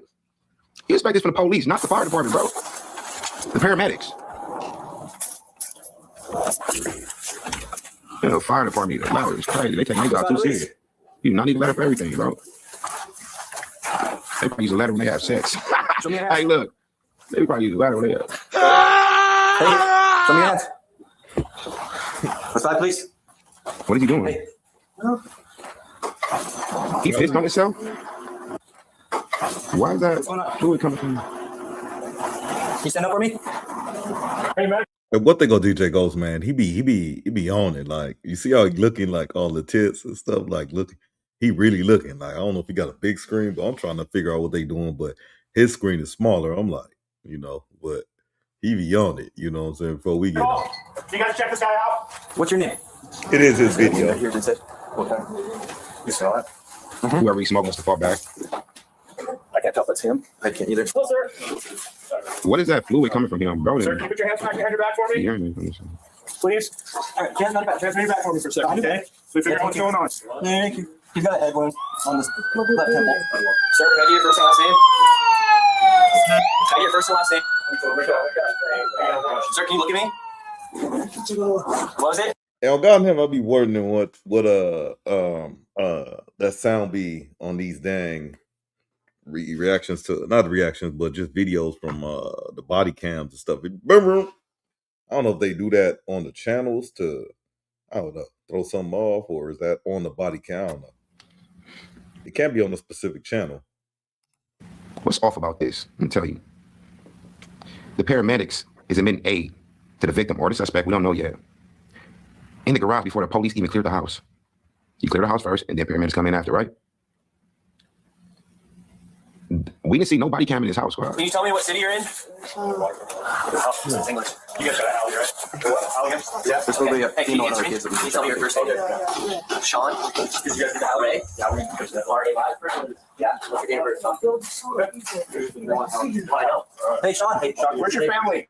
Is there a key? What? What's going on? You got any pain anywhere? I have one more coming right now. Yes? This is crazy to me, bro. Enter the house, bro. Tell me where? Pain in your shoulders? You know how you got your head wound in your black eye? You know how you got a black eye? For him to have a black eye and a head wound, bro, now I see that the paramedics are aiding the suspect. That's a fact, because if he got a black eye and a head wound, where's the person that did it? Why they haven't came out yet? All the police that's there. Why you naked in the garage? And why they leave you alone? Why y'all still not fighting? There's so many questions. With that being said, whoever gave him that black eye and that head wound, they did. Good. They was trying to fight back. Like I said, the whole family was in the house. They probably heard him offing everybody else with the burner or whatever, or seen it with it, whatever it was, bro. When they start fighting, he off them too. It's a fact. That's a fact, bro. 6 other people. No kids have been going to school. Can't get a hold of wife for 4 days. We need to get in the house. How y'all have it yet? We want you guys to come. We got a unit coming right now for that. You're going to stand up, okay? Because they don't know who the killer is, bro. A boy can come out and just lay down all the paramedics if he wants to. How y'all didn't clear the house first? This ain't making no sense to me. 1, 2, 3. let's walk over to the stretch over here. We need someone to go with the ambulance to ride in the ambulance. We'll also have family and the hurt boys. That's all I keep saying. This is family in the house. We ain't hurting nobody. There's 4 kids, mom and dad, kids out in school. They can't get a hold of the wife. They haven't been able to get a hold of him. We found him like this, naked, rocking back. What is going on? We're going to force it. I'm just waiting for Mike to make it. He wants to wait for the LT. There is the hospital handgun. So why he didn't wait for the LT when y'all wait in the garage, bro? If y'all can go in the garage, y'all can go in the house. You're acting like that's the trunk of the house to the house. You know how if you get pulled over, they can't go in the trunk of your car, but they can search everything. You know what I'm saying? They acting like the garage is the trunk. No, fool, it's a part of the house. If y'all can rate that garage like y'all just got in there, y'all can go in the house, bro. If you in trouble already, you in trouble already. Meaning, if y'all weren't supposed to go in the garage, you're in trouble for that, right? Right. So what's the difference of you kicking in the door, going in the house? Why y'all gotta wait on the lieutenant? We got a welfare check. 6 or 4 people might be dead in that house, bro. This ain't making no sweat. What city is this? I'm gonna be president soon, bro. I'm gonna fire the whole department. I'm not lying. Well, go for president. We don't know because he's not talking. I got 1, 2, 3, 4. I just want to make sure if we're okay with 4th century. Go ahead. Hey, this one. Go. Okay. wow. We're making entry. What's that, please? House quiet as hell, bro. Claire. What's back here? Anybody in here? Nothing out? What's back here? Anybody in here? Pull it out. Let me check them. Hold on. We got 2 down on the phone. 2 down, responsible. Damn. Obvious echo 2. Total 4. Echo 2. 2 in the trial. Okay, pull that ambulance over and go 82 now. Damn. Like, for real, what can make you off your whole family squad? 3 adults in the house and 2 kids. I know they didn't have no poly going on up in there. With that being said, this wasn't a boyfriend that offed everybody and kept himself alive. This had to be the cousin, the uncle, one of the, you know what I'm saying? He killed the couple and their kids. And they probably let this fool stay there because he a bum ass. You get what I'm saying? Probably over an argument or something, squad. Like it. If that's the case, bro, from now on, we ain't let nobody live with us. And if they do, kick them the fuck out. Because she cool, man. It's my family. You fuck about your family, squad. Kick them out. Kick them out. Your brother, sister, shit, your mama. We ain't let nobody stay with us, squad. Not after this. If this is the case, we ain't let nobody stay with us no more, bro. Kick them out. Do not let that guy go. Keep with him.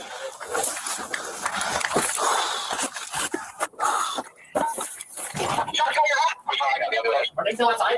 No, they're gone. They're gone. You know, Dugan's with the suspect. It's crazy how life is to where you see how all the people is dead in the house. It's crazy you don't know what's going on around you. And I said this before. And it's a fact that if you are over the age of 21 years old, you came in contact with about 3 serial killers in your lifetime. Whether that's standing in line behind them at the gas station, sitting next to them at the DMV, walking past them on the Las Vegas Strip. You came in contact with them before. You just didn't know it. With this right here, I said that to say this. You know how many cars, how many people walk by that house and not even knowing there's 4 dead people up in here? Just walking past the house, bro. That is so crazy, man. Life is.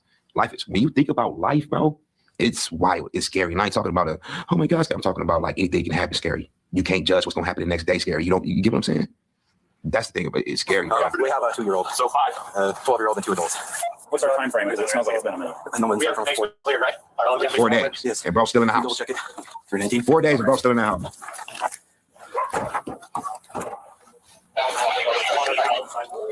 I got tape. You got tape? Tape off the whole house. Shadows. See this Troy. He's already 82. He's neighbor. This is family. That's family. Okay. Oh my gosh. Do we take photos? No. No, y'all don't. How you don't know that's for the detectives, fool? You give me traffic tickets. You tell me to slow down. This is a warning. You follow me for no reason, bro. You pull me over because I got my hat on. That's what you're supposed to do. How the hell you not know you ain't supposed to take tickets? You take your job too. It's too serious, bro. You ain't a detective. You gotta get promoted, squad. Did we take pictures of it? Do we take photos? No. Parking lot detectives. I'm seeing the warrant. They'll do everything. Yep. He's slow. From what I saw, we have 2 adults down, gunshot wound to the head. There's 2 kids in the back bedroom. One was about 11, 12. The other one about 2 or 3. Which was obviously head. Didn't see a there. We found suspect in the garage. He had a black eye and an injury to the head. And he was naked in the garage, rocking back and forth. So initially they walked on him, but then there's obviously this odor coming from the house too. It's been 4 days since they heard from anyone. This point you can suspend. We're just outside waiting for detectives. What is it? Look, gunshot. Bro hit him all in the head. That's 4 crazy. days. Yeah. They're starting to blow the smell. One guy's got bubbles on his skin. Where did we find this guy? He's in the garage. He's got what looks like a contact. Like he might have tried to shoot himself, and he did like stuff. They're just confirming that. Did y'all hear what this fool just said? These police officers from Neil making entry to the house, to the statements they saying from the camera, and bro just said it looked like he tried to shoot himself in the head, but the bullet bounced off. When has that ever happened in life? Look what he just said. He was in the garage. He's got what looks like a contact. Like he might have tried to shoot himself, and it did go outside. They're just confirming. I mean, it's obvious, but they want to confirm. So I saw him rocking like that. Yeah, the contact dude, I was like, he's killed them all. It looks like he got punched in the face. He got a big old black eye. Well, they could have fought. Who knows? There is supposed to be a handgun in the house. I didn't see it. So. Who was our complainant? Another. Never mind. He's the white guy that's over near the. He's a neighbor. So the neighbor called because the family was here trying to break in, right? Yep. We were here last night on Grace Road. We didn't have nothing to go in yet. Yeah, they've been dead for days. It wouldn't have helped anyways. And my concern. Man, people got to understand with this. These people that's standing and talking, they are just as smart as or dumb as each other, and they just bringing up facts that are obvious, but things they just observing like a human factor. It's not even facts. It's just things I've like. If I walked in, oh, it's blood right there. You know, like Go said, it's detectives for that. Was he's going to be armed in that garage? Thank God he wasn't. I mean, my theory was they're already dead. When I saw him sitting away, they're already dead. It's just a matter of he'd been there a while. He wasn't. He's making no sense. Can you two go stand in the back just so we don't have? Serious. I mean, you can start get media. They'll show up anywhere. So who is he though? There's just a dog. Like, how he related to the family? It's rough. I was good to other kid. Yeah. I heard the 2-year-old. Yeah. Because it's about the same age as my son. We did find him in the garage, though. But he's okay, right? Like he's conscious. Why are you worried about him? 82 or whatever. We have no idea how he's going. Like inside there, and they get the person located out. We don't know his age. Will you go up? Days later, the 17-year-old who was found alive in the garage, Shaw Ray, was determined to be an innocent victim. Investigators believe that his father, 42-year-old Day Ray, was responsible for shooting each family member, including his surviving son, pictured here in an earlier photo. Day Ray, along with his wife, 38-year-old Boop. This is a trend, bro, and y'all know I'm not lying. I ain't even got to show y'all no case. I ain't got to bring up one. Y'all know for a fact over the last year, we've been seeing all these fathers, bro, smoke their family and they self. Why? What's up with you? Just take your own life, bro. It's like I'm going on with nobody else to have my family. Well, bitch, take your own life, bro. This is wild. So the son is surviving in the garage. We don't pre-watch videos, squad. I thought he was the one that went up in there and tried to do everybody. In the midst of him trying to do everybody, one of the adults fired on him. You get what I'm saying? Trying to fight back, and he smoked him. But nah, he went out like a buster. Off his family, then himself. Crazy. Their younger son, 11-year-old, 2 daughters, 8-year-old Christina Ray, and 2-year-old May died from the injuries. The sole surviving 17-year-old Shaw Ray suffered from a traumatic brain injury and spent between 2 to 4 days in the home without medical attention. 2 decade-long family friends, Michelle Harding and Bridget Schmidt, shared their perspectives. We were there Friday for a few hours and honestly felt nothing but just pure love when we left that home. The siblings, there was so much joy and laughter and giggling, and we just had such a good time. After the incident, both Bridget and Michelle at Shaw's hospital bedside. December 22nd, a good time. After the incident, both Bridget and Michelle. This picture is so trash to me. This fool just lost his whole family in the hospital unconscious. And y'all want to take this PR-ass photo. You stay on this side, let's stay on this side, and smile. It's not even, oh yeah, he's still in the hospital. He haven't recovered. Bro, y'all want to take this?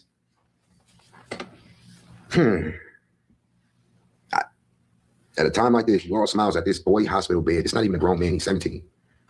17. Damn.